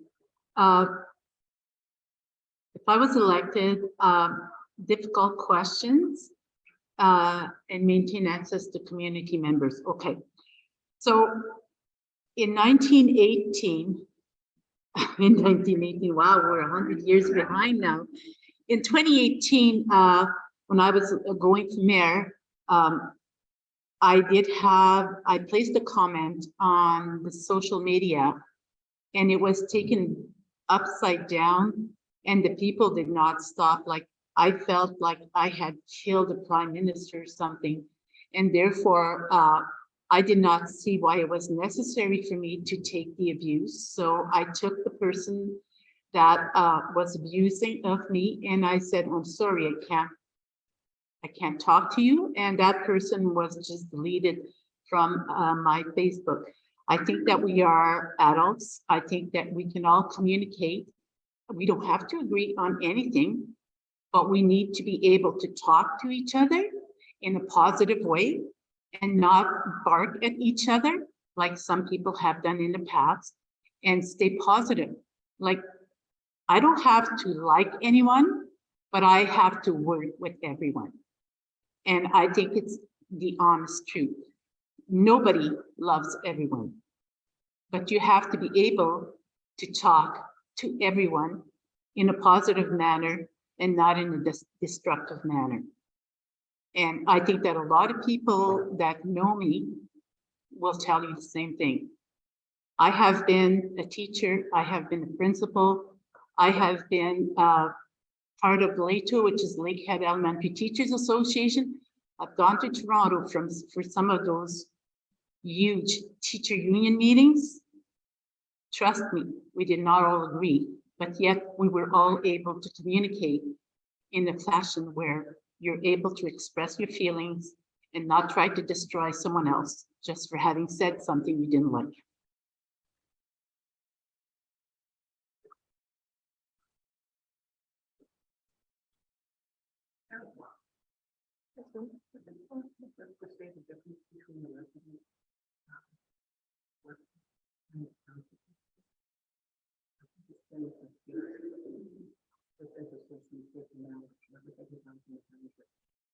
I believe that that question was in reference to for a previous Facebook page that was owned by the previous candidate.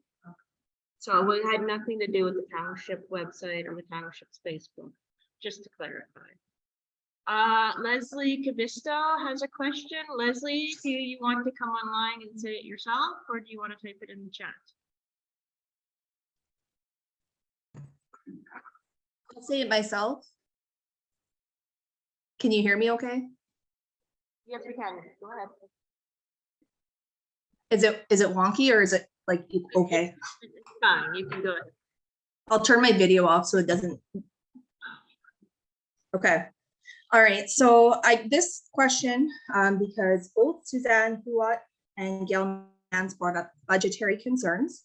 One being roads, pavement specifically was mentioned within reason. And then also regarding the fire department and our equipment that we have. Now in the budget, our operating budget, which was presented at the budget meeting earlier this year, that's public. We have an operating budget of under $1 million. If we were to look at getting new equipment for the fire department, which council had earlier this year at a meeting, a new fire truck is around $500,000. And according to the Northern Policy Institute, as far as paving goes, you're looking at, for Northwestern Ontario, anywhere between $253,000 to $426,000 per square kilometer of road. If we are to reduce taxes, but strive to take massive, I guess it would be a massive cost to the township to do something like paving or to just buy a new fire truck. How would we do that? How would we do those things with lowering taxes?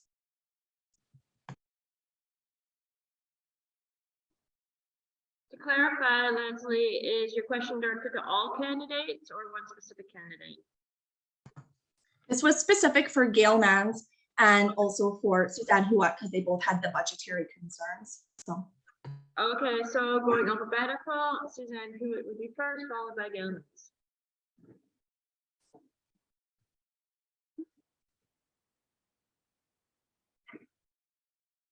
Paving road does not go by square kilometers, it goes by linear kilometers. When I said that, when I mentioned that, first off, I didn't mention anything about the fire department, but that all needs to be taken into account.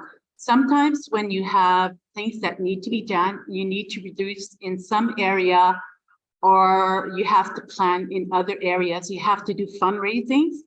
And just like the hospitals lately have been doing fundraisings, and we just got a new MRI machine at the Thunder Bay Hospital by just doing fundraising that everyone decided to participate in. So that's possible. And I would think that in the budget for, I said one example would be paving road. That's an example. So there are other ways. But I hope you realize that we are on a rocky country out here, and that we can work as hard as we want on maintaining our roads. The bottom is rock, and unless you pave your roads, you will be starting fresh every single time. So if you start planning on paving roads, so many this year, so many next year, eventually it will be all paved. And the potholes and everything that we see caused by rain on rocks, no matter how good the gravel, no matter how good the grader operators, it will still be that way. So when you're on rocks, you have to deal with stuff in a different manner than if you were on town, or if you were in a country like Northern Ontario, where everything is sandy and we don't have any mountains or rocks to deal with. So it all has to be worked into a budget, Leslie. I can tell you by experience that the bishop has named me financial administrator for our parishes out here. When I took it, we were $45,000 in debt. And when I left it 3 years later, we had $20,000 in the bank. So it's not things that we can do just by wiggling our nose. It's not magic. But if we work at it, we can obtain better results for our money.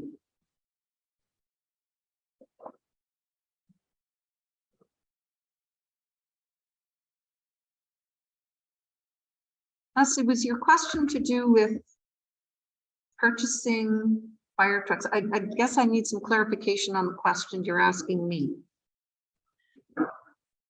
Well, it's regarding the equipment, because of your comments about the fire department and being concerned about the equipment we have and if we need new equipment. And the equipment on the fire department is very expensive. So just a fire truck alone for, I guess, what we would need, your baseline is $500,000, which council looked at earlier this year. So I was wondering how we would go about getting more equipment, but also try to be maintaining or lowering taxes. And just because you also had that, we're both talking about budgetary concerns. So. Correct. Well, as Suzanne has just mentioned, there's different avenues that we can explore as far as the money is concerned. I think that the comment that I was making about the equipment in the fire department was that a comment that I had heard that had been given to me by a firefighter in Oliver Papoonge that had some concerns about our equipment and our volunteers and what they felt that they were able to do at the fire in question. So I don't really have too much more than that to be able to offer you.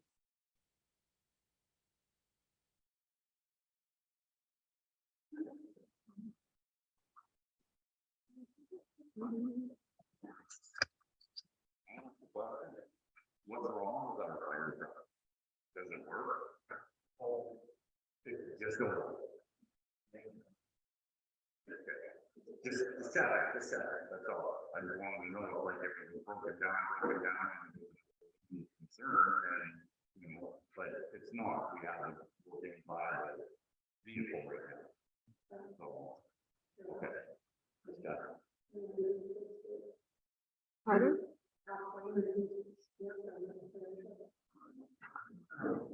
I work on military trucks in the area. Some of the facts that come is a little bit on tonight.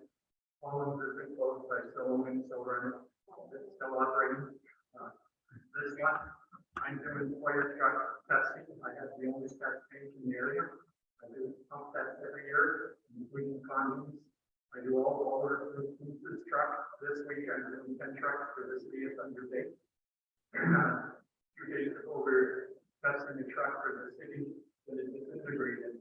So the trucks work until they're break. They're tested regularly, maintained well, and the city of Thunder Bay has older trucks too. Conmee's truck is still very functional. It passed flow test last year with flying colors, but it's at end of life. It's a 99.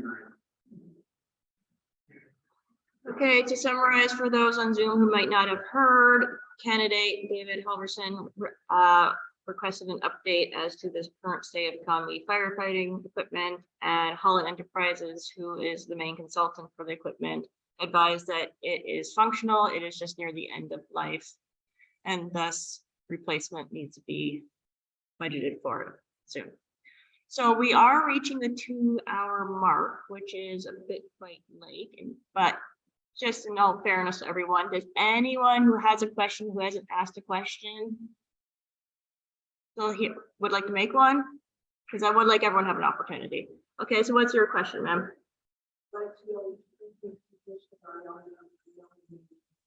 Okay, so the question is what is each candidate's position on amalgamation? In general or in specific? Starting alphabetical, that would be Suzanne Hewitt to start. Suzanne, do you have a comment?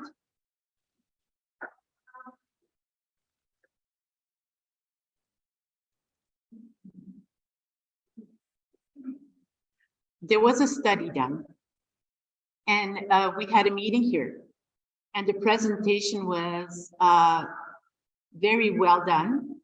We had questions. We were able to have all our questions answered.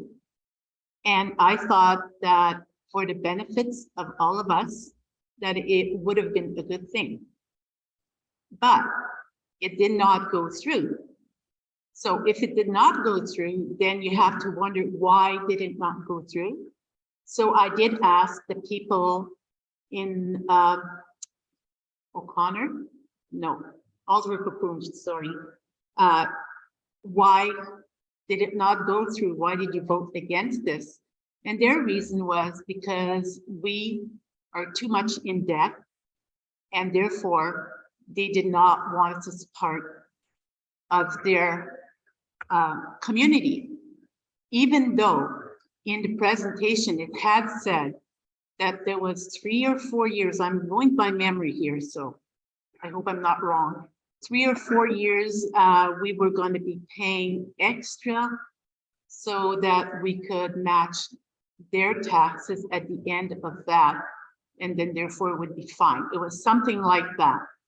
And I didn't see anything wrong in the presentation or what they were trying to do, but the outcome was negative. So I accept it and move on.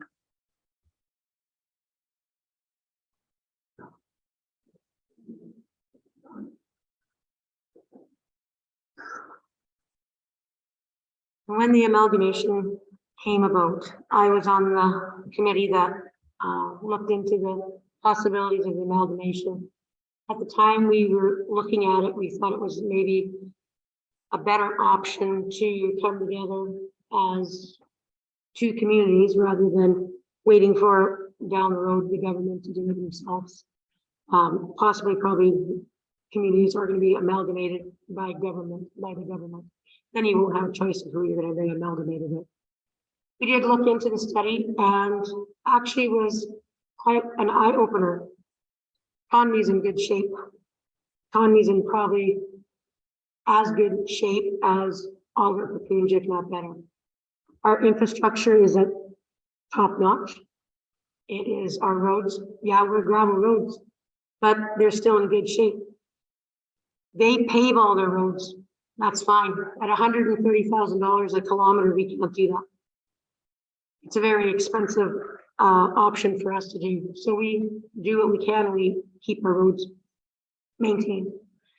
We have, during the amalgamation, there was a lot of led information that was brought to all Raccoons, and all Raccoons was basically, let's save poor Conmee. That wasn't the case. Conmee was in good shape, and it was said on record. When we looked at all the figures, were and are still in good shape. Actually, a comment came that maybe Conmee doesn't want us, if everybody knew the story. Sure, we were in good shape. They have infrastructure that was needing repair and everything. We didn't. Our infrastructure was all up to date. So I was in support of amalgamation. Yes, our taxes would have went down, and it wasn't going down because we had debt. It was going down probably 30% or so, because that's how much we actually would have went. But instead of saying, hey, Albert Papoons, we're going to get together, our taxes are going to go down 30%, yours is going to go down 1%. Who's going to go down? They're not going to go by that. So we thought, well, you know what? Maybe if our taxes go down, we'll take that extra money that we have, that we would be pay similar to them for 3 years, put it into a fund. And who knows, maybe we can put it into a fund in 3 years, it'll be $3 million in there. We would put that money towards the amalgamated township to bring in fiber optics, something that the whole amalgamated township could have used. The information was brought to all the Papoons. It wasn't brought properly. We had the counselors sitting up there. They knew all the facts. They brought it back to their council. The township residents weren't informed properly. They made a decision not to amalgamate. We had 5 yeses up there. So council now, they all supported amalgamation. I still to this day say I did support the amalgamation.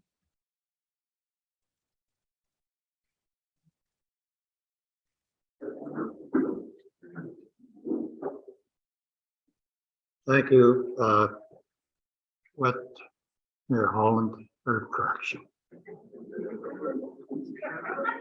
I got a surprise for you.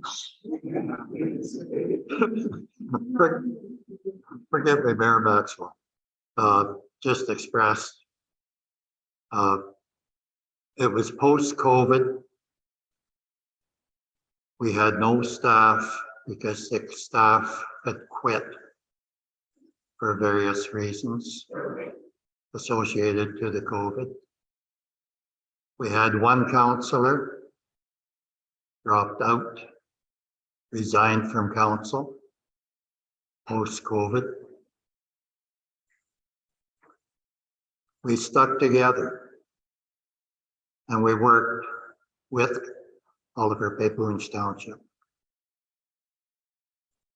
Their staff helped us out during those critical days, weeks, and months.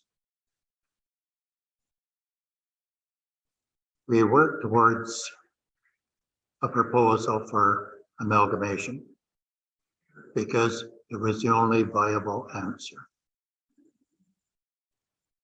And of course, it got turned down by their council. And we live with it. I'll take you back to the 1990s. And the same thing was amalgamation, province-wide, of various communities. And at that time, Dawson Road lots, if I'm not mistaken, Conmee Township, O'Connor Township, if I'm not mistaken, were the 3. And it was the same thing. Nobody could agree. So the small townships remain small. What we're going to do about it? They don't want us. What are we going to do? We're going to carry on. We're going to keep fighting. And we're going to try to keep this above the waterline, this municipality. Thank you.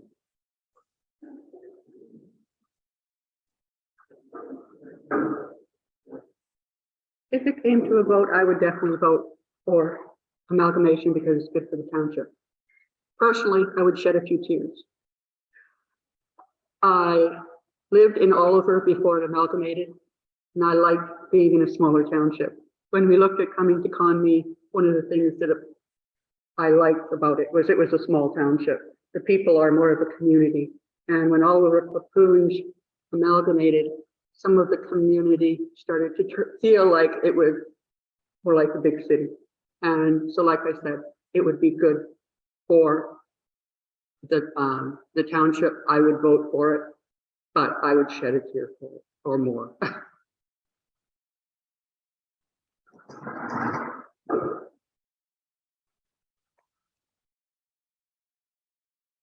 I bought property in Conmee. I moved to Conmee because it's Conmee. When I heard about the amalgamation, I was totally shocked and taken back. Had no idea that that was even in progress. I don't know how everybody else knew about it, but like, I don't even know if there was like the word I'm looking for, like a plebiscite. Did anybody ask the community how it felt about that? I don't know. Personally, I'd like to know how you feel about it, because it's up to the residents, I think, to go and make the agenda for council, not council telling the citizens what's they're gonna happen to you. So personally, I've moved to Conmee. I would sooner find out how everybody else felt before we made a decision, if you elected us to council to do that. Like, if that's what you want to do, then that's what the majority rules. But personally, I'll stick with Conmee thing.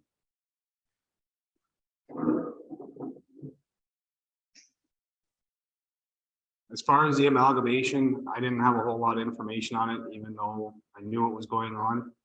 If it came to council again, same as what Dave said, it would come down to having people better informed about it to help us make a decision before we decide to pass anything.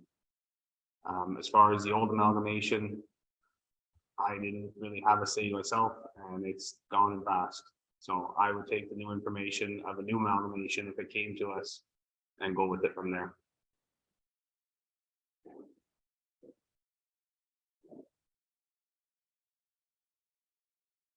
I think that if the residents of Conmee were to decide that that was something, that amalgamation was something that they wanted and wanted to work towards, that I would work on their behalf as well. I agree that when the information was shared with the residents of Oliver Papoose, that there was misinformation or misunderstanding on their part about what was being suggested before the in the terms of amalgamation.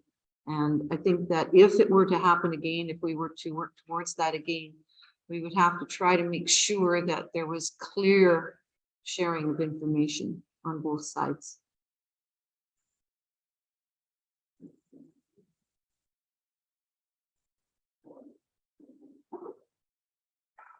I was for the amalgamation because, like it's been said, it might come to the point where we have to amalgamate no matter what, and we don't get to choose who we amalgamate with. So what if we get stuck with a little township like O'Connor that doesn't really help us? This way, tax rates were going to go down 30% after 3 years. That's a huge savings for every resident. So I think it was a good idea.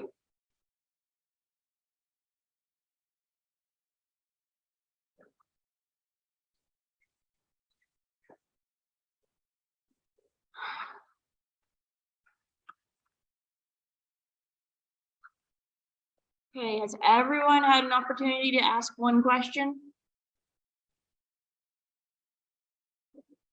You would like to ask a question? What's your question, sir?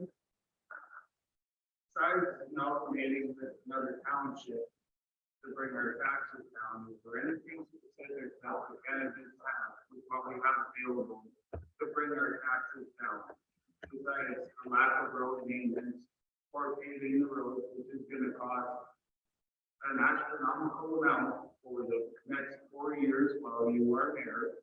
And who's to say the next mayor in seat would concede and continue doing what you're doing, changing the roads to spend this massive amount of money when when we have a grader that is perfectly capable of maintaining roads. So why are we looking at amalgamating the state taxes when you should fund our own way of saving taxes before we have to join another county? Okay, so a member of the audience has asked all candidates, other than amalgamating, what other venues would they consider for reducing taxes and the budget? So starting alphabetical, Suzanne Hewitt, you would like to comment?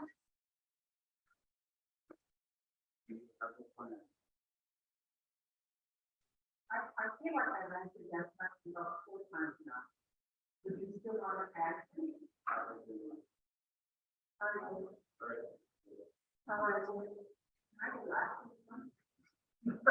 All right, starting reverse alphabetical. Candidate Maxwell. No, I don't have a plan because I don't know what the budget is like, where we could save money. That's something that I couldn't really answer without knowing what we have.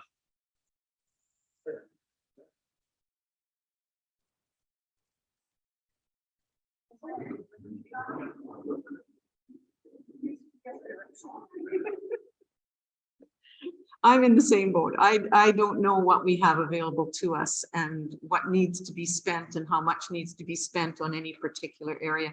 And once we're in operation and actually working as a council again, then we could take a look at where savings can be made or where things need to be tucked in.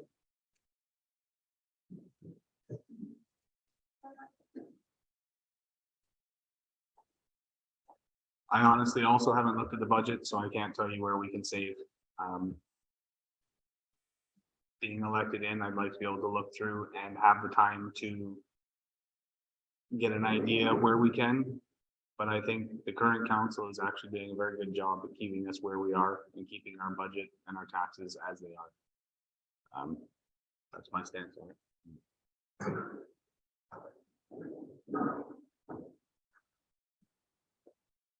I got no idea because I have no idea what the books look like. So once I see what the books look like, I can probably provide you with a better plan. And I think the best way to go about it, that's a question that should be asked to your council, not just to the people running for council. Well, like, because it is a great question and you should have an answer to. I was looking for an answer that's going to help me vote for who's in council. Okay, well, my honest answer is I don't know because I'd have to look and see, but it sure seems like the poor, like the roads guys, you guys are apparently like the beaten stick. I guess like everybody's whooping on you guys. It's roads. We all drive them. I grew up in the country. Roads are roads and sometimes they're good and sometimes they're bad. Like when it rains, there's shit. We know that, like, because everybody beats the hell out of them with their vehicles. Like paving roads, I could see certain sections that require constant maintenance and maybe there's a reason why they're washing out like that. I think that's where you look more and you look towards your roads guys to help save you money in that aspect. Like you use what you got, which would be your employees, your municipal employees. So like when they see a problem, like, you know, like there's a freaking beaver dam 20 feet up that way, it's going to wash the road out. If we don't take it out now, then you listen to your roads guys. So cost savings comes through not just your councils, but through the employees that help you save the money, I think, in all honesty.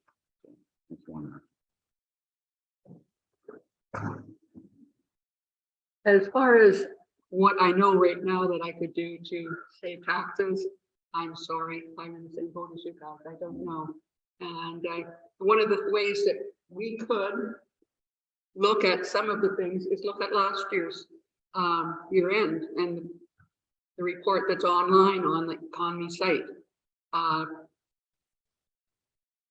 I want to say I've been watching and monitoring the council meetings and I did really notice how they were at every expense, looking at it. What is the benefit? What's it going to cost us? And is the benefit going to outride what we have to pay for it? Even as far as training right now, you have to really be careful because sometimes that includes travel, and our expenses during COVID were not good. I mean, we didn't even our social life wasn't that good as far as our committees and stuff go. It's a matter of getting to know what we have as councillors. One of the things I was worried about when I saw that, I'm so glad you got in, but I had, oh my goodness, we're losing our mayor, and Leslie wanted to retire, and Bob wanted to retire, and I was worried we'd get a totally new council. On all of the boards that I've ever been on, you always keep somebody for the continuity. They knew what it was. It's on their mind. We used to keep a chairman, past chairmen would serve with a non-voting.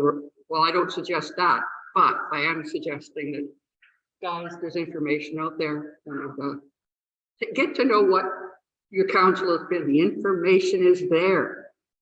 They've been trying to give it to you. You can go to the office and ask them anytime. And you can go to any of your council members and ask them. Unless it's private, we'll tell you.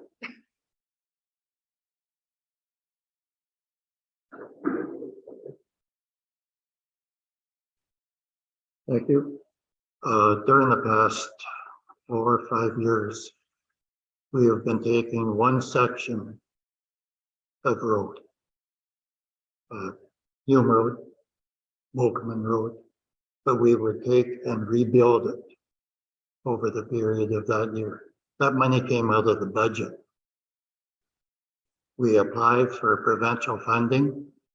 Sometimes the provincial funding, when it's offered, is matched by federal funding.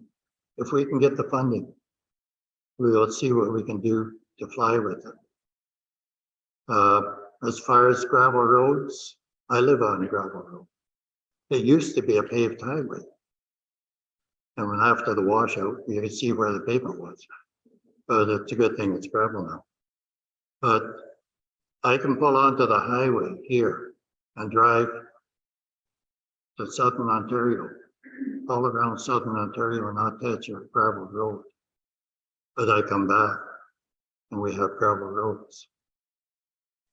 They don't have the money, or we don't have the money to pave them, not at the cost of paving. If we're lucky, we can get chip rock. We've got the Holland Road out to the first, excuse me, sir, out to the first Session Maxwell. Hey, we have gravel trucks running and they are working that paved road. And basically our hands are tied. We'd love to have paved roads or gold town, but it's something that costs money to keep the taxes down. It's cheaper to maintain the gravel roads. Thank you.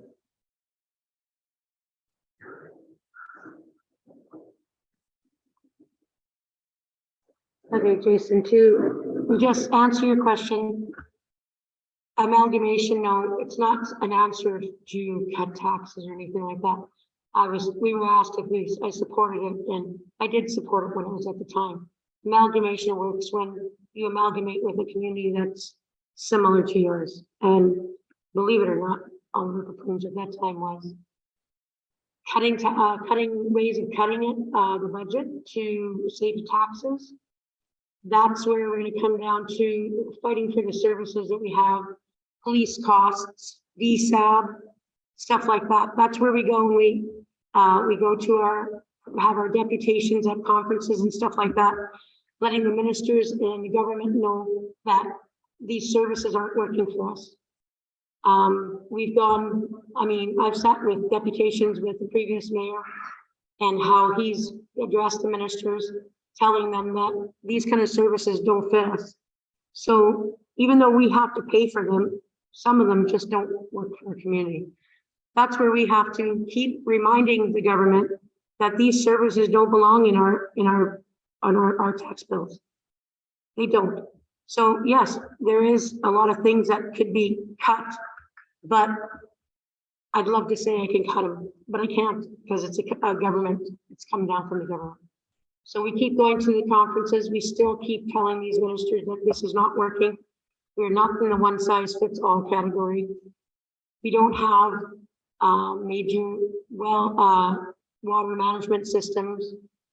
One thing that always rings in my head is the echoing of Kevin saying to them, we do have a water system services in our township. They're called wells and septics. We have a whole bunch of them and our residents pay for them. So this is stuff that we're getting, these kind of things are coming down to us as municipalities that we must pay. We shouldn't be paying for some of the service that we're getting. And some of these services are getting grossly out of hand. Like I said, police services, there's a $60,000 thing in increase in 8 years that we've had. That's enormous. 38,000 to 90 something thousand. Really? Like, I know we've had inflation and I know things have gone up, but wow, you know, that's a lot. So I can't change that number, but I can still keep fighting to get the government to realize that we're a rural community, which a lot of these government agencies and sections don't realize. We're small, we're rural, and we need to be put into those specific categories: urban, rural, and well, urban, rural, and rural. Like, we need to be in those categories, and that's how we need to be billed, because some of these services just don't belong in our property taxes.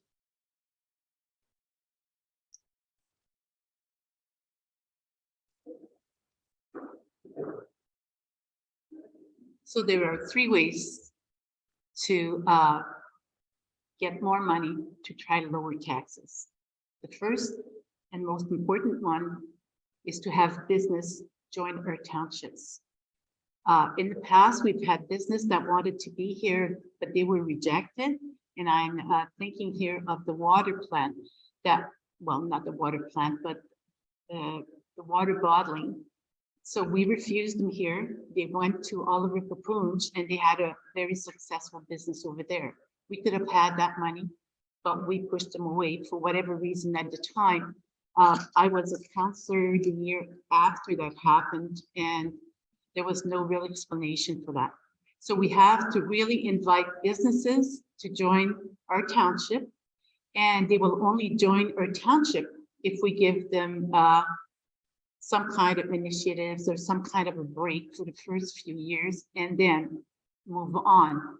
The second thing we need to do and must do is lobby the government, like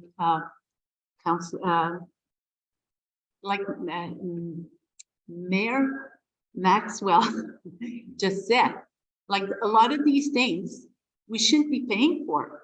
Like, the government has decided to dump on the communities, and that's why your income taxes are not going that far high, but they're dumping it in your municipal taxes. So you're paying it here instead of there, whereas if they kept it there, they have more people to pay for it. So lobbying is extremely important, and we need to get on that and do more of it. And the last thing that we for getting a break in our taxes is doing fundraising. And if we do fundraising, then we can accomplish a bit more.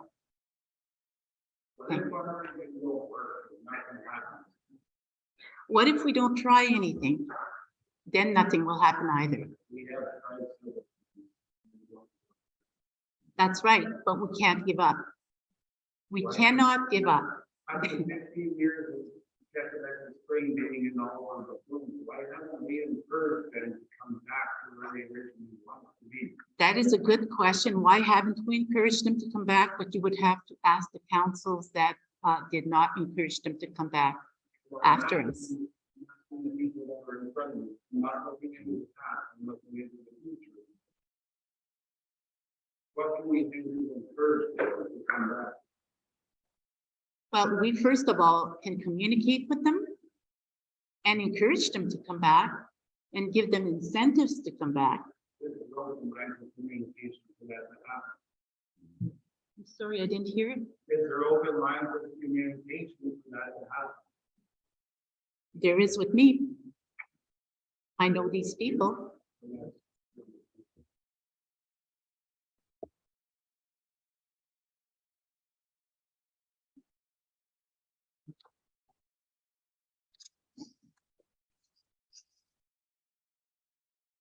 Okay, it seems we have had 2.5 hours of very thorough discussion. I believe everyone has had a chance to ask a question who wanted to ask a question. Everyone's reminded that they can always ask any of the candidates questions or comments or issues. Their information is available on our website, or you can always call the office and we'll be glad to give that information to you. At the same time, our office is always open for any questions or comments for residents regarding any current issues, Monday to Fridays, 9 to 4, or you can email us at any time. I hope you all had a wonderful night and see you on election day.